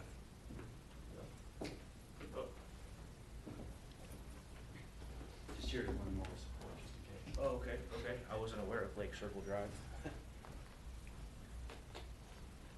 Why'd you come? I was told to come for B-dubs in Franklin, Johnson County. No, that was, we took care of that last week. Oh, okay, well, Different county. that's why I'm, Different yep. Okay, that's why I'm here then. Yep. Well, we'll get to it. What is your So, name, sir? Cody Meyer. Cody, what's your relationship to the business? I'm a district manager. Okay, so you don't know why you're here, though, on this one? Not on this one. I do. I hope so. So this was a sack check, failed sack check. The employee did not check the ID, served a Budweiser to the minor who was there. Violation was issued, pretty straightforward. It was around noon in April last year, I believe. Cody's district manager. I mean, if you just tell the board a bit about the policy for checking IDs and then what happened to the employee who served and training and so forth. Yeah, so our policy is immediate termination. We do ID anyone under the age of 40. We do mystery shops throughout the year to monitor that is happening throughout the year in a non-official manner. So I can assure you that that employee is no longer with us. We do have a policy regarding responsible alcohol service that's in our handbook, and all employees over the last 10 months have signed off on that electronically twice since then. So they're up to speed on what our policies are regarding alcohol service. Yeah, I mean, all the policies are in place and you're dealing with humans, right? So Yes, sir. things happen from time to time. We don't have when was the last time they had a violation? It just says here they don't have a record of. I'm not sure. Officer Sonia, do you have that in your record? 2018, but it was deferred. Okay. Yeah. Any further questions from the board? Hearing none, I'll accept the motion. Motion approved. Motion to approve, I'll second. All those in favor say aye. Aye. Good job, thank you. All right, thank you. Very good. Calling RR 493-4685, More Cheers LLC, doing business as Teeny, address 717 Massachusetts Avenue. It's the patio. Is that still for? We've never heard that violation. That has never come back up? No. I can address it if. Go ahead. Okay. I didn't realize we were on the agenda for that. So Alex Intermill, attorney for More Cheers, DBA Teeny. Officer Sunier and I, from the comments there was an issue with a floor plan change or alleged floor plan change. They've got an outdoor seating area that's kind of in a parking spot on Mass Ave. It's been there for quite some time, but we could not find a signed approval of that floor plan. We thought that we had it. Excise didn't like what we had, and Prosecutor Wignall issued the violation, stuck with it. We paid it, and then since then, the law has changed, Correct. right, to allow the patio as it exists. So, long story short, or I'm kind of rambling on here, the violation was paid, the floor plan was updated, we were addressing the entrance to the patio before the law changed so that it would be compliant to allow patrons from inside to take a beverage, to be served outside. And then how does that work? But like I mentioned, the law has changed to simplify things, and so we're compliant. And I apologize, I didn't realize that we hadn't Yeah. heard that violation. It was so long ago. We had lots and lots of conversations over this patio, which is why I chuckled a little bit. But, so prior to me taking over this position, this patio had existed. They were under the assumption, that it had been approved. I couldn't find any documents anywhere that it had been approved. When, at the time, when I came out to inspect it, it did not qualify, which was my suspect. I suspect that's why it had never been approved. They may have had somebody out there that said, you're gonna have to change it. Whatever the issue was, it had never been approved and added to their floor plan. As Alex said, since then the law's changed, so a patio doesn't have to connect directly to the premise anymore. It can have a distance of 100 feet. Yeah. Yeah. So as it sits now, it would be approved. Okay. It's almost like grandfathered in. Yeah. All right. Do we have a motion? I'll make a motion to approve. I'll second. All those in favor say aye. Aye. Thank you, Thank you. Alex. Thank you. Calling RR 493-3290, La Casa de los Moriscos Mexican Grill No. 2, LLC, doing business as El Rincon de Sushi Centro Bantero, 2709 North Shaver. Good morning. Good morning. Good morning. This is Susana Sanchez, the owner. My name is Stephanie Elizondo. I am her daughter. I will be translating for her when needed. Were you here at the beginning of the meeting? Were you both sworn in? Yes. I'll tell you what, Amy, I'll let you get started. I'm gonna read this real quick. Okay. Do you know why you're here? There was a violation. I'm so sorry, I don't know the exact date. Okay. I can tell you the date. I'm You know what the trying to violation pull- was? Trying to pull it up. Yes. So we actually only have 4 people that are allowed to serve, her, myself, and 2 of our waitresses. We actually closed that day, so both of us left. Waitresses were not there, they weren't working. Her boyfriend stayed, they were doing maintenance, they were painting outside and inside. Whose boyfriend? Her boyfriend. Okay. He did not have an employee license, so he was not allowed to serve. And he did serve, one of his friends came in and he served the friend. So he like rang up the transaction and everything? And he was not supposed to. He does have an employee license now. He's still not supposed to serve, but he does have the license now. Okay. This happened during a scent detail where it's one of those details with excise, IMPD, fire marshal's office, health department. They go out together as basically like a task force. And that's why they were there that evening at midnight, quarter after 12. At the time, we also were renting the kitchen. So we had a separate kitchen staff that was not ours. They were also there preparing for, I think they had an event the next day. They are no longer renting, they're no longer with us. What about the smoking ban signs? Have you guys put up the smoking ban signs and stuff? Okay. Everything was taken care of. Okay. There was an issue with the kitchen not being open. The kitchen, I mean, the place, the whole thing was closed. They were there preparing food for their event the next day. I believe they had some issues with that as well. The food was thrown away. The bar was not open, the kitchen was not open. So the door must have been unlocked. Yes, because one of his friends walked in, so yeah, the door was unlocked. There were 2 patrons sitting at the bar. A that had couple, I been believe. served. Those are the friend or those different people? No, the friend. I don't know, I can't remember if, we drove back, so I remember us walking in. I don't know if there was anyone else from like the kitchen staff that was there, but I do remember, because I know these people, I do remember the couple that was at the bar. What time do you close on Saturdays? We only open Friday, Saturday, and Sunday. We open at 6, close at 3. I don't remember what day that was. It was a Saturday.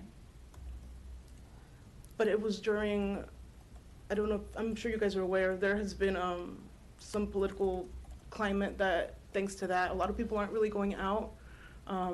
Saturdays for us, usually we have 60 to 100 people. That day there was no one, that's why we closed.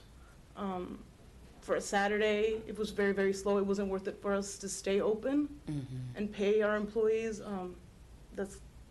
We're starting to get better now, but at the time, that's the reason we closed. Got it. So the boyfriend, is he still employed with the business, or is he still involved with the business? He's involved, not employed, but he's involved. He helps us with like maintenance when things need to be done. Not employed though. So what is the fix for, because it sounds like he stepped out of line, the Yes. business was closed, and he, judging from what's written here in the report and what you're sharing, so what is the fix to make sure that this doesn't happen again? If y'all have another slow day, he's not just doing his own thing. So he did get his employee liquor license, but he doesn't stay. We haven't closed again, and he doesn't stay by himself. He knows he shouldn't be serving. We don't, like I said, we don't really have, it's only her and I at the bar, and then we have waitresses. So Got it. everyone has their liquor license, everyone's trained. He at the time was not trained, so there was no reason for him to have served anyone, even if it's his friend. You understand that you have to keep records of the employee permits. That was another Yes, issue. yes, and she has copies. Okay, and copies of the training certificates, all of that Yes. is on file in the office or somewhere where it can be reached when asked for. All of your smoking signs have been posted. Yes. You understand that anytime you're open serving alcohol, your kitchen has to be open. You have to be able to Yes, serve yes. food. We've been in contact with the whole department as well. Okay. With that. And your issue, I'm sorry, and your issues with the health department are all correct? Yes. With that, I'll accept the motion. Motion to approve. I'll second that. All those in favor say aye. Aye. Thank you. Thank you so much. Calling RR 493-337, sorry. Calling RR 493-37337. Guacho's Fire Express LLC, doing business as Guacho's Fire Express, address 906 Carrollton Avenue, Suite 320. Hello. Good morning. Were you sworn in at the beginning of the meeting? Yes. All right, Nick, who do we have? Nick Rose with Bradford Riley with me. I have Ruby Tregnago, one of the owners for Gauchos. This is one of the stalls at the Garage Food Hall. They've been there for really since opening 6 years ago. If you'd like to kind of talk about what the violation was and what you guys have done since. Sure. So this happened in October of 2024. We just hired this employee, and he was like a week only to being hired. And our manager stepped out of the counter, so the employee came and served a minor. And this employee didn't have any license yet because he was hired a week before. So after that, we decided to retrain again all of our employees, just to make sure that nobody does the same thing anymore. What about the policy around having your permit? Do you have a new requirement for how that happens? Correct. So we are making sure that no one that doesn't have a license stay that everybody has to have a license that they stay in the store. If we hire someone that is new, they cannot be in front of the store. They have to be back in the kitchen. Oh. So we're making sure that happens. Okay. Is this your only location? For this restaurant, yes. She does have two other permits, one on 82nd Street and then one down in Greenwood, at 10 Cuts Brazilian State House. Any violations on those? Yes, we had a violation on the one on 82nd Street, and that was because it was they serve a minor. The same thing? Was it a compliance check as well? Yes. And that one, they are planning to close that location, but that would be up for renewal this coming year, so that one has not been addressed by the board. So you have multiple licenses, but you have right now, you're in a bit of a routine where you're getting hit with serving a minor. So you've talked about retraining. Is there anything else you could be doing? They have to take the class. Now we are actually asking them to take the class on the computer so they know what they have to do. And yeah, you're right. It happens there and here, but there is not the same Not the same employees and the same- location? exactly. But it is the same owner. Correct. You're right. Do you do any secret shoppers where you send someone in? We are going to start doing that, actually, like that. especially on the south side in Greenwood. We are going to start doing that because it's a steakhouse, so we need to make sure that. Okay. Any further questions from the board? Hearing none, do we have a motion? Motion to approve. Motion to approve, all second. All those in favor say aye.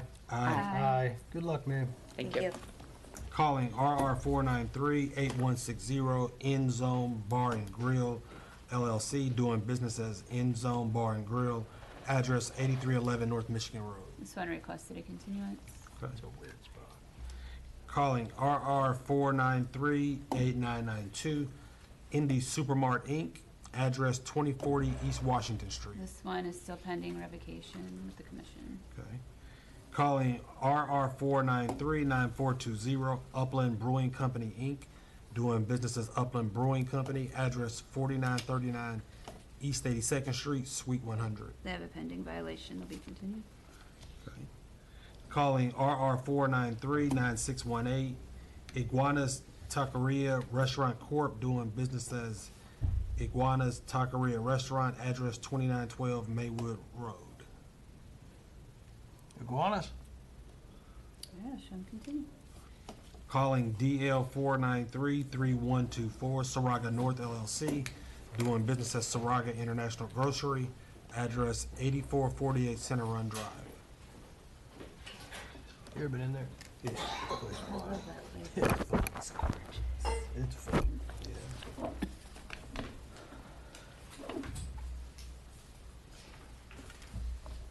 Hello. Hello. Good morning. Good morning. Were you all sworn in at the beginning of the meeting? I was. I don't believe he was. Okay. Go ahead and raise your right hand for me. Do you solemnly swear from under the penalties for perjury that the answers that you've given on your application or any answers you might give to any questions asked by this board to be the truth, the whole truth, and nothing but the truth? I do. Thank you. Good morning. Members of the board, Mark Webb, on behalf of Saraga North LLC. This is the big grocery store that's located on East 86th Street. It's kind of just south from Costco. Wonderful international grocery store. This license used to be at their big store on 38th. Lafayette Road. 38th and Lafayette Commercial Drive, that area. So I have with me Jun Sung, who is the son of the owner and who is working, and we're transitioning him into taking over management of that store. And I also have with me Brad Nam, who oversees both of the Saraga stores, and we're trying to get him a little help here. Okay. So what happened in March of last year, we had a SAC violation. Unfortunately, the woman involved did not card. So what they did was they immediately took all their cashiers and sent them back for retraining. Problem was, this one woman, Isabella, was having a hard time getting it. And so they had to make a decision and let her go. They have always had interview policies in terms of what they do and what the rules are. Those now, since then, have been reduced to writing. So we have specific policies, and the goal obviously is that all we ever do is have our name read off in good behavior every 2 years. This is a regrettable incident. I've sat here a while and I don't remember any other violations. No, they've been real, they run a really tight ship. This one, and again, this cashier, you know, maybe this just wasn't a job for her. And she doesn't have it anymore. We don't have her. We don't have her. Had to let her go.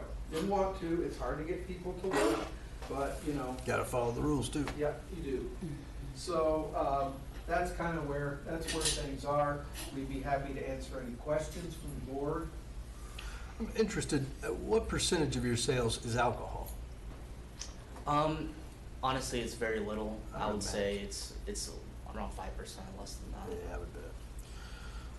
Well, you've got a big opportunity here. You're going to take over this business and run it for however long, but you need to understand that, you know, you have a responsibility to make sure your employees follow these laws and these policies, and if so, you can keep that license and continue on a great tradition. You clear on the rules and responsibilities that come with having that license? Absolutely. Yeah. Any further questions from the board? I'll accept the motion. Motion to approve. Motion to approve, I'll second. All those in favor say aye. Aye. Aye. Good luck, sir. Thank you so much. Calling RR 493-9956 RC Legacy Holdings, Inc., doing business as Bubba's Bar and Grill, address 10030 East Washington Street. There's two of them, right? Two violations? Oh, okay. Yeah. I was getting ready to say, these have been pretty boring so far. What y'all say? Yeah, right. Oh, goodness. We might have just found one. Oh. All right, Greg. Greg Gendrick with Bradford and Riley. With me is Ray Chiamori and Larry. I'm sorry, I'm very, very hard of hearing. so, Understood. I'll keep looking at him. Okay. Well, sir, what's your last name? What's your last name? Camulera, Mr. Camuller, are you aware of why you're here? Do you know why you're here? yes. Why? Why are you here? What was the violation? What's that? What was the violation? I think there were a couple of things on there.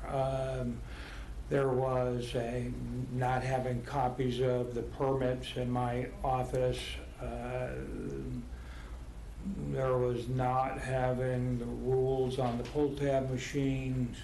I don't have all of the, I didn't study up for this, I'm sorry. Well, that'd be a lot to remember. I took them all, obviously took them all seriously. I think the main one was, though, I misinterpreted the rule change or the law change with regards to alcohol leaving the building. We were putting caps on the, on if people had a drink and then they were leaving, we would allow them to put a cap on and go. I didn't understand that that was only if we had a carry-out license, so. How long have you been doing that? I'm sorry? How long have you been allowing people to leave with drinks that have a cap on them? Well, it was from, I think officially from when the law changed. When was that, January of? July of 24, Amy? 25? 25, I think it was 25. 25, yeah. January of 25 until we were cited for it, and we stopped immediately.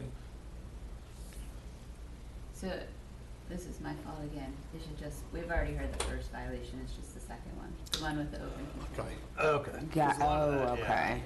Got We it. weren't allowing people to come in and take stuff out. It was only if they had already ordered a drink and they were trying to leave, we would allow them to take it with, if they put a cap, if it was capped.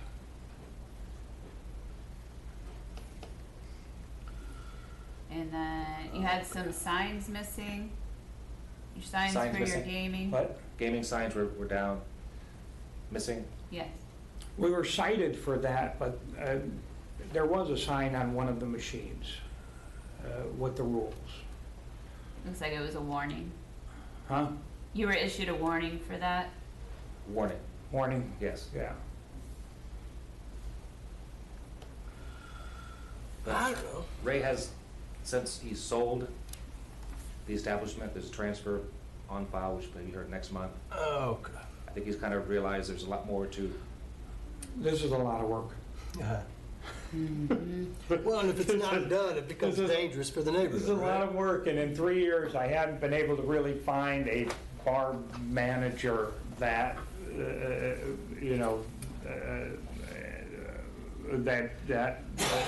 was reliable enough to be able with trust. So it dedicated a lot of time, and it was too much for me. All right, so you're So selling. you've sold, Huh? you've sold. Yes. Yeah. Transfers on file, MQs are on file. That helps a bunch. Yep. All right. Well, with that information, do we have a motion? Motion to approve. Motion to approve, I'll second. All those in favor say aye. Aye. Aye. Good luck, sir. Great, thank you. Thank you.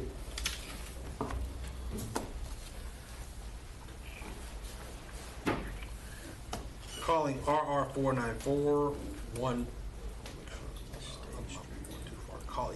Calling RR 494-1113 State Street Pub, Indy LLC, doing business at State Street Pub, address 243 North State Avenue.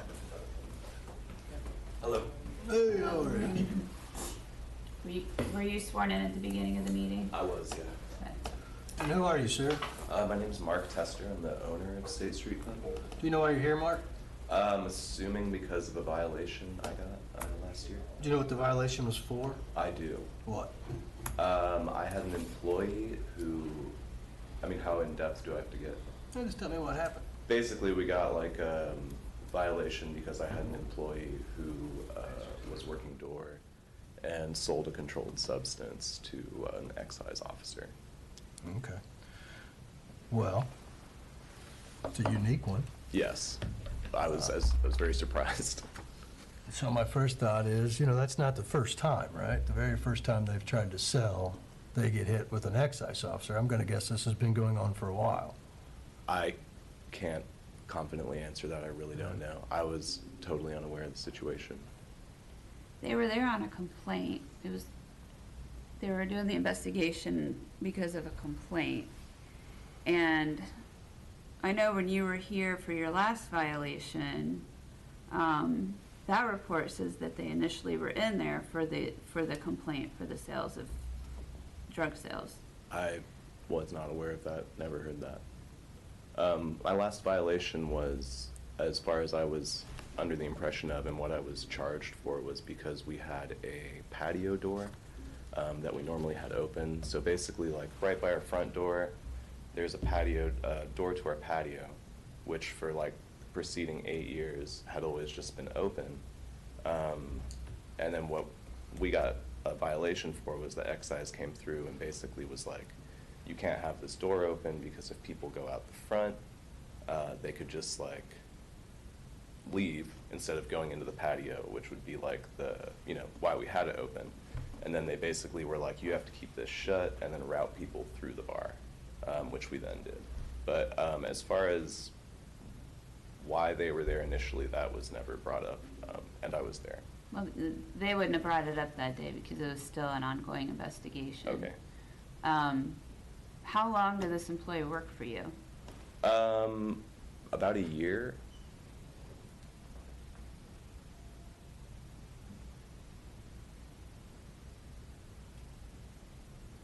What happened when you had the conversation with the officers, when they issued the violation? How did that conversation The go? most recent violation? Yeah.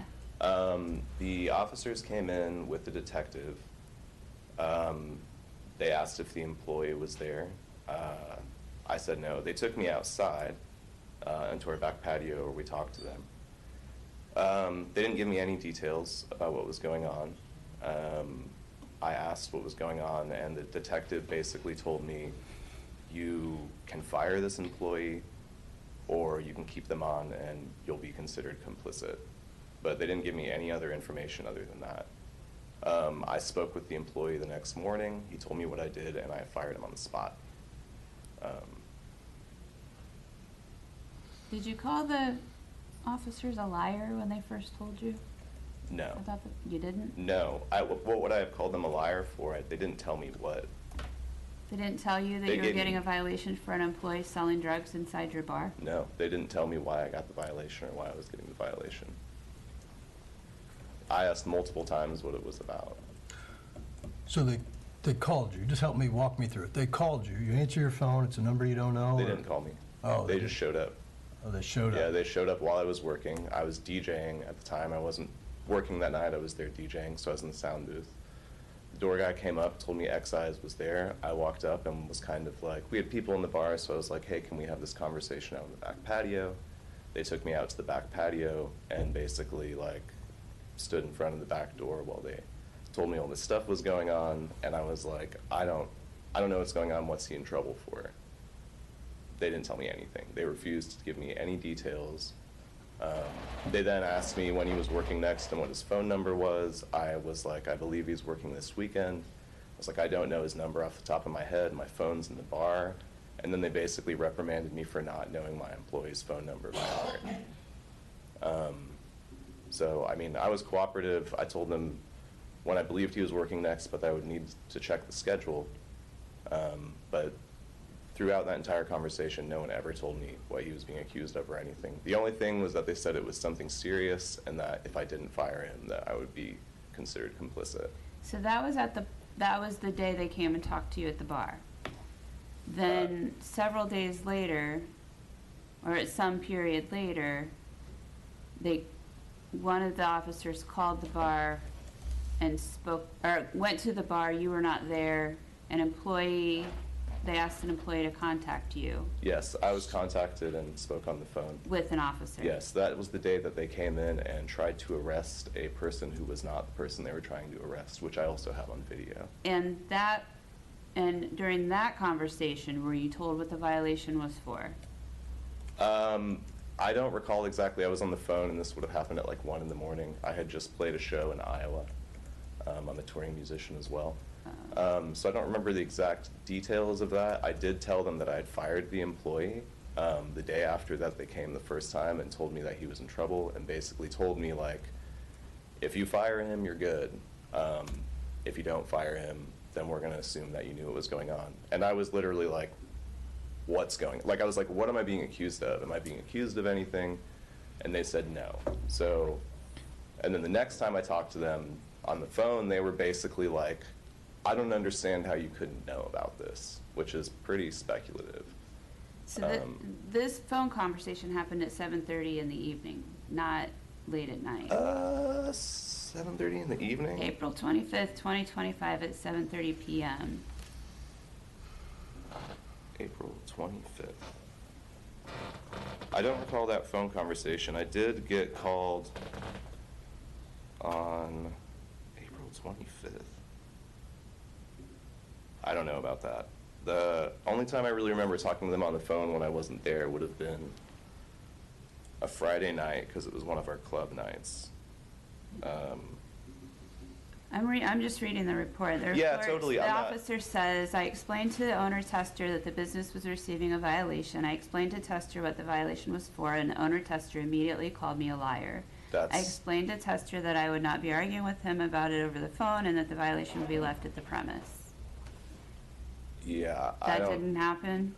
I mean, I don't know what I would have called him a liar for. I mean, is there any context to that? Like, If he's explaining the violation to you, he's explaining what the charges were, which would have been public nuisance for drugs. yeah, and the employee told me what he did the next day, and I fired him for it. So why would I be calling an officer a liar after That's why I'm asking you. I don't have the answer for that because I don't recall doing that, and I don't feel like I would jeopardize myself in that way. The only phone call I got from them, like I said, that I recall was while I was in Iowa. I got a phone call from them. They showed up to try to arrest this former employee. They went in there and tried to cuff a customer of mine. People were all around them being like, this is not the guy. They kind of like scrambled, panicked, and tried to leave. My sound guy called me, put them on the phone with them. That's the only phone call where I wasn't there that I remember having with them. Outside of that, I believe I was there the other times that they showed up. So And then also, how were you made aware of the violation? I was made aware of the violation because they showed up in person, right? Like what I explained before, when they came and said that my employee was like in a lot of trouble. They needed his contact information. We went outside to talk. I asked multiple times what he was in trouble for. But that day they didn't tell me issue a anything. But violation. the next day, I talked to my employee and was like, "What's going on?" Met up. He confessed to me what happened and what he's in trouble for. I fired him on the spot. How often are you in the bar? I'm in the bar almost every time we're open, either bartending or running sound. According to this report, the the undercover officer said that this drug transaction happened at the bar, on the bar top, out in the open. I don't know anything about that. But you're there every day. I'm not there every day. I mean, I've been running this bar since like 2018. You know, But you just said you were there whenever it's open. I said I'm there almost every time it's open. I'm either bartending or running sound. If I'm running sound, I'm like, I could be anywhere in the bar. But I absolutely did not know that this was going on. And I don't know anything about this happening on the bar or what. Like, But that maybe is part of the challenge I have. You get a doorman with code to line up drugs for patrons. And if your point is, I didn't know, well, there's a part of that. That makes sense. But these are your employees, man. They're not worried about you. I know that. I fired him the next day. I paid the fine on his behalf. As far as I'm concerned, that dude owes me $1,000. I mean, you and him. Well, exactly. But I'm saying, like, I didn't fight any of this. Like, I asked for questions. I asked for information when they first showed up. They gave me none. So I had no idea what was going on. I had to talk to that employee myself. And I did exactly what they told me that I would have to do. So from there, like... Here's my problem with your version of what happened. I have a couple issues with it. I understand why when they first went in there looking for this employee, they didn't tell you exactly what was going on, because they were looking for someone that was getting ready to be arrested for felony drug sales. Yeah, I understand that. The problem I have is when the report says they called and spoke to you on the phone and explained exactly what you were being charged with. Like, we've been doing this 20 years. I understand. We all explain violations almost exactly the same way. You would not have been issued a violation without being told what it was for. Right, I'm saying if they would have talked to me on the phone, if I would have been like, so basically, the conversations I had with them, there was a few conversations where they basically implied that I knew about this. So I could only imagine that the only reason I would have been like, you're lying, is if they went hard on that, because there's just no way. I care so much about this place. I spent all my time over the pandemic keeping this bar open, getting grants, what was under other ownership. I mean, we provide like a community space for all kinds of different people, different subcultures. Like, I would never jeopardize that. This place is like my livelihood. How many other violations do you have? I believe just the one that I got before this, where it was for the doorway to the patio not being... How long have you had the license?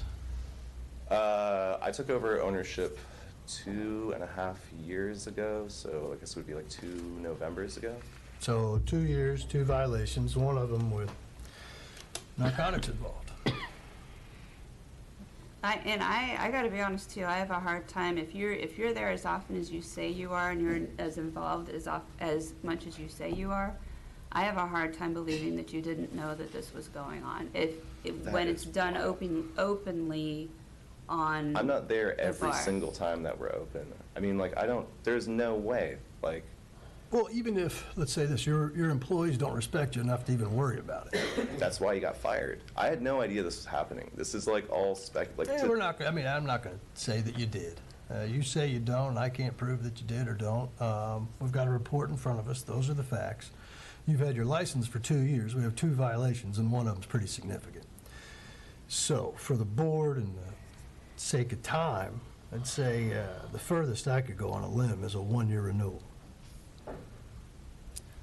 I'm aligned with the 1-year renewal. I think that there does need to be some internal work done to tighten up procedures, hiring, all of that, so that we don't have to do this anymore. Drug use is a rampant issue in our community. And yeah, I just think that more due diligence from you as an owner needs to happen to ensure that this doesn't take place. And whatever you need to do to build a better relationship with law enforcement, so that there's not this contentiousness if you all are having discussions about things that are going on, your employees, whatever else. But I feel aligned with you, Tyler. It's like the furthest would be a 1 year. I don't doubt that you love the place, but I have questions whether you can manage it or not. Does that make sense?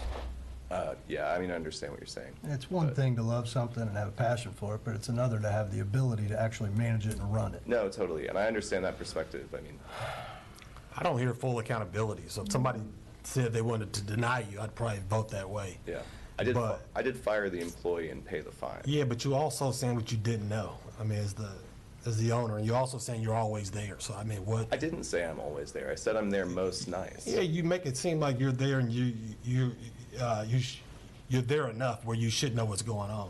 And you look at your attitude now; it just stinks. I don't. If I could deny you by myself, I would. And this, yeah, and I remember this attitude from the last time we had you here for the other violation, and there wasn't a whole lot of accountability taken then either. And that was a floor plan issue, so I know exactly what was said when I did the inspection and what you were told about the patio, because I was there and I said it. So I'm more aligned with Peter. I think that'd be a split 2-2. Want to do that? Somebody needs to make a motion. Yeah, I'll make a motion. I'll make a motion for a 1-year renewal. Thank you. Is there a second? Second. Now, there's a motion and a second. All those in favor say aye. Aye. So we're All split. those opposed? All those opposed? Aye. Aye. So we're split, 2-2 here. Rare. I mean, the board usually can, but, this is a unique case, and you're not doing yourself any favors, I'll give you that.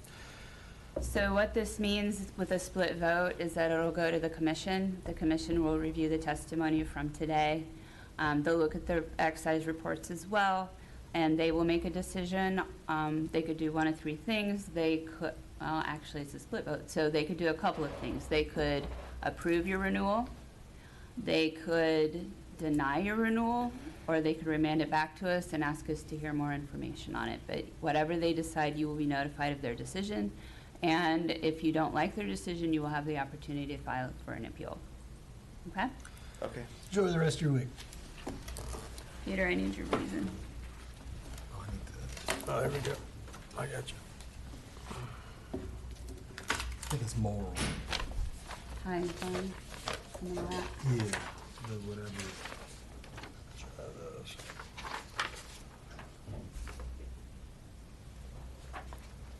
Paperwork's all out of whack. Yeah, the applicant does not maintain high and fine reputation. That's number one. You go with number one. I'm going with high and fine and allowing criminal acts to take place on the licensed premise. Actually, add that to mine. Okay. He likes yours better. What was that, State Street? Yes. Okay. Calling RR 494-1143, Southern Brass Indianapolis LLC, doing business as Terra Gualcha Brazilian Steakhouse, address 8487 Union Chapel Road, Suite 120. Morning. Good morning again. Morning. All right, Al. For the record, Alex Intermill and Ronaldo Chiesa. And this is a violation, as you know. This was an employee permit and failure to post. There was, according to the report, an anonymous complaint made about servers or employees not having their permits. Excise came out and did the investigation and discovered that there were, in fact, I think 2 employees. They weren't working that day, but that did not have their server permit. And Ronaldo, I think you also did not have your server permit as the manager. All of that has been fixed. Employee permits and training are on file at Terra Gaucha. Ronaldo can talk about how he checks and makes sure that everyone has employee permits and the training, that it's up to speed. Importantly, also Ronaldo has his employee permit, and although it doesn't show on the permit page for the ATC, we have filed the manager's questionnaire for Ronaldo to list him as the manager. The first form that we filed, there was a problem with the signature. That has been refiled, so hopefully that will be updated online soon as well. But Ronaldo, if you could just explain to the board briefly about how you check employee permits to make sure that we don't have this issue moving Yes, forward. we got it very serious this, and then I know I was the one I don't have it, but I just moved into Indianapolis, and then I got this very serious. But the first thing, we're hiring people and to make sure we are get the liquor license and the check for every single one, and they put in file. In these two, we didn't have in file. This was the big mistake, and we have in file every single one. Is the question they didn't have it in the file, or they didn't have it at all? One didn't have it, and one we didn't have in file. And so now, just to clarify, some new hires, before they take the floor and they're on, Taragacha's got to have that employee permit and the evidence in hand and in the file before. And how are we checking expiration dates? We have in file, and we check every month with the or the manager. Yeah. Okay.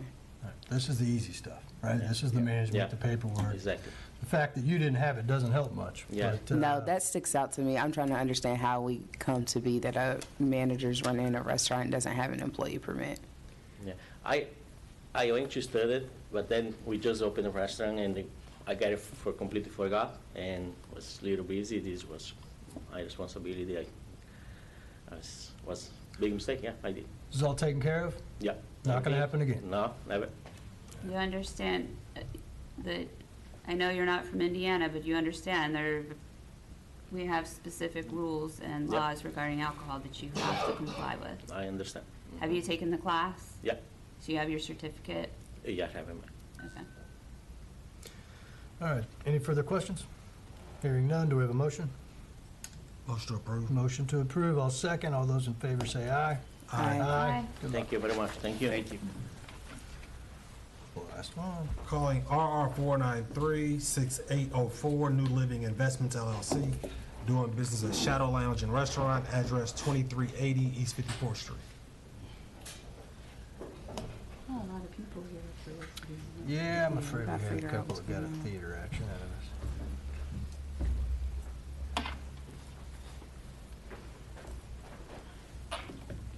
Hello. Hello. Were you sworn in at the beginning of the meeting? No, ma'am. All right, go ahead and raise your right hand for me. Do you solemnly swear from under the penalties for perjury that the answers that you've given on your application or any answers you might give to any questions asked by this board to be the truth, the whole truth, and nothing but the truth? I do. Thank you. Sir, what's your name? Or Greg, you want to introduce your client? Sure, this is Fred Leachman, who's the operating manager over at New Shadow Lounge. Leachman? Yes. Who's the owner of that place? You're the manager? Stephen. Son Butler. Okay. Where's he? He's not here right now. Oh, I He's see out of that. town. Oh, he's out of town? Yes, sir. But Fred is the one operating day-to-day. Yeah. MQ on file for him. Okay. Well, why don't you tell us what happened? So I had a new employee. He ain't been there for 2 weeks. Excise sent in. We had been open a couple months, and Excise had sent in a minor with the excise officer, and he didn't card him. He only been there for 2 weeks. He was terminated on the spot because he had just took the class and he just got out of training too. So he was from out of town. He's from New York. He had just came here for a job, asked for a job. We had just trained him the week before. It was a morning time. It was like 11 a.m. And he had came in. We was looking for morning. It's hard to find morning bartenders because it's very slow during the morning time. So he came in for a job. Been there about 2 weeks. Got out of training 1 week. The second week is when the excise was sent in, and he didn't card the young lady. So we terminated him on the spot. Pretty sure you gotta be 21 in New York to drink too, so you should have known better, right? Yeah, yeah. But he complained. He was very upset about losing his job. But the problem was that he had just took the safe serve class like that week before, so he should have knew And then I honestly told everyone that excise was coming, so I expected him to come. So I don't know why he wasn't ready. It was early in the morning though, so but unfortunately he cost the company, and so I had to let him go. Yeah, it reads in the report like he was just trying to get through the transaction. Yeah. So with your other employees, what kind of training are they going through? Because of course they go through what's legally mandated, but as far as their training with you as a manager, what is that? We require you to check everyone ID, regardless of 40, 50, 60, 70, But normally, we do have a door guy. There's always an assistant there too. So now there's someone at the door to check IDs now, regardless of whatever time of the day it is when you come in. There's someone there to check your ID, even before you get to the bar. Yeah. You know, those doorman guys have to have employee permits Yes, now yes, too? yes. So everyone has a permit. Well, it's my servers there too. So Okay. it's servers there. It's a full restaurant. We open 11 a.m. every day. So. But that law changed not very long ago. Oh Anybody yeah. that Oh no. checks the I stay up on the laws. I watch this board meeting every time it comes on. Okay, so I know exactly what goes on every time this board comes up. So I know what's going on. Everyone has a permit. How long have you had your license? A couple years now.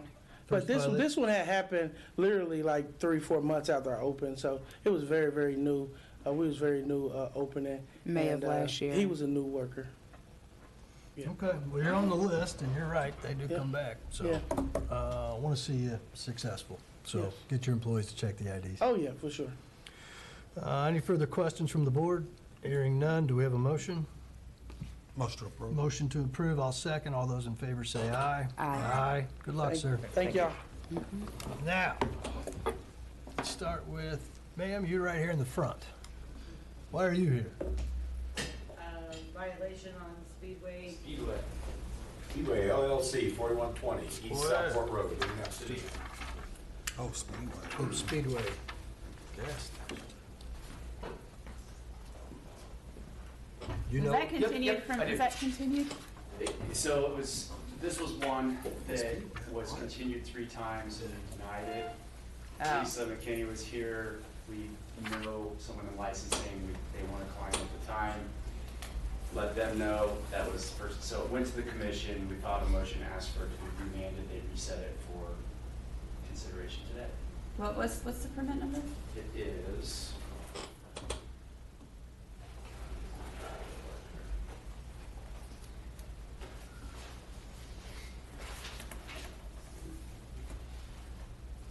Oh, here it is. 4991005.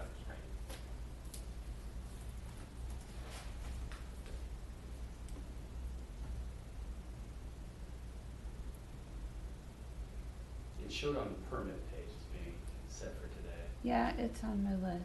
Okay. I didn't tag it as one with the violation. Okay, I found it. sir, do you mind taking your hat off for me? Sure. Appreciate you. So we've got a violation that we can talk to you about, the second check, but also we wanted to get the board this as well.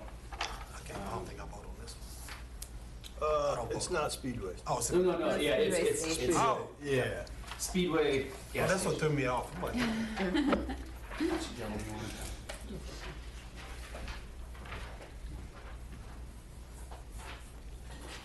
All right, so for the record, Alex Intermel again, and with me. I'm Adrian Young, I'm the area leader over the Speedway gas stations. I'm Wade Smock, I'm the current manager at that Speedway 43731. So, the first is the violation. It was a survey of alcohol compliance, a SAC check. Came in, they have Speedway, which is owned by 7-Eleven. They have policies in place that they're supposed to check anybody that looks over 40. And this employee did not do it. We've heard that story many, many times. That employees are trained and then don't do it. The employee was terminated. But then importantly, there was maybe you can explain what you did to change the button. You know, there's a register, and the registers have to be set, okay? What is allowable to be processed without ID and what is. And Speedway's policy is you card everybody. We have the computer set to where you cannot bypass ID, but he had his computer set to where you could bypass ID. And as soon as he was relieved and I come in, the first thing I did the very second I walked in the door is I went straight to the computer and I changed it to where it can no longer be used that way immediately. And I was actually shocked that he had it that way. Can he change it back? It can be changed back, yes, but it has to be done by a manager. It does? It has to be done by a manager. And there's some code or some? Yes, my sign-in codes. Well, that's interesting. So just an oversight, his never got set the correct way? Is that what happened? He either set it in. Let me address this one. A few months prior to that, we changed our operating system from a Blue Cube system to a RIS system, where Blue Cube, it was automatic that we had to set ID for alcohol. With the new system, it gives the managers accessibility to maneuver that around a little bit. So we did submit that into the corporate office, and they are working on a fix for that. How long have you had your license here? It's been there for quite a while. I ran this location for 10 years prior to so at least 12 years, and this is going to be the first. That's what I was getting to ask. This your first? Yeah. Whose responsibility is it to appear before this board when there's a violation? So that's the next part and what I handed out to you. Ultimately, the reason why there was a miscommunication and an internal policy issue about getting the notice that was served to the store, to corporate and the compliance department. What I handed you is a summary that has gone out to every store in Indiana. It's now corporate policy, I believe, for all of their stores nationwide. And you can see highlighted any notice, it gets filed to Zipline, which is like an internal document management reporting portal or system that they have. That then gets to the compliance team so that the compliance team knows, hey, we had a violation or we need to show up at this local board hearing, and then they can coordinate with local counsel. And then store managers, area managers, to make sure that we are showing up when we're supposed to be there and not failing to appear. Something that Speedway takes very seriously. Apologize for this oversight, but it has been addressed. Commissioner McGinn, when we were asking for relief to come back and be able to explain this to you, she asked specifically that we give you details about what has been done, and that's the exhibit that I handed you. So we don't anticipate that this will be an issue moving forward. All right. Any further questions from the board? I feel comfortable. All right, I'll accept the motion. Motion to approve. Motion to approve, I'll second. All those in favor say aye. Aye. Aye, motion carries. Good luck. Thank you. Thank you. Thank you. Enjoy your day, folks. Thank you. All right, sir, right here in the toboggan. Why are you here? With, for renewal for Action Enterprises of Indianapolis. I wasn't sure if I needed to be here. Yeah, I bet you don't. I don't have you on our list. It was a renewal, you don't have any violations, are you I aware? don't think so, no. Yeah. So I bet you're part of the automatics. You can take a look real quick. Okay.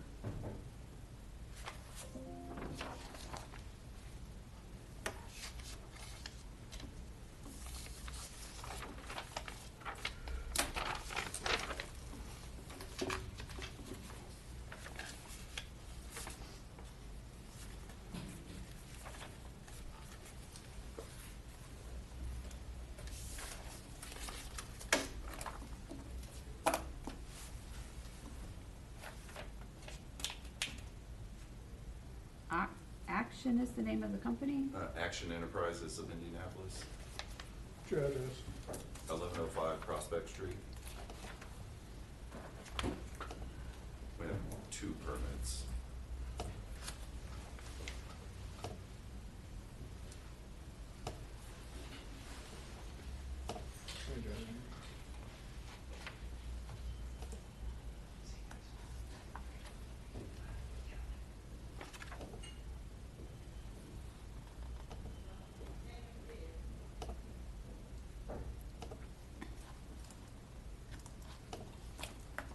Last violation was 2017. Were they set for today?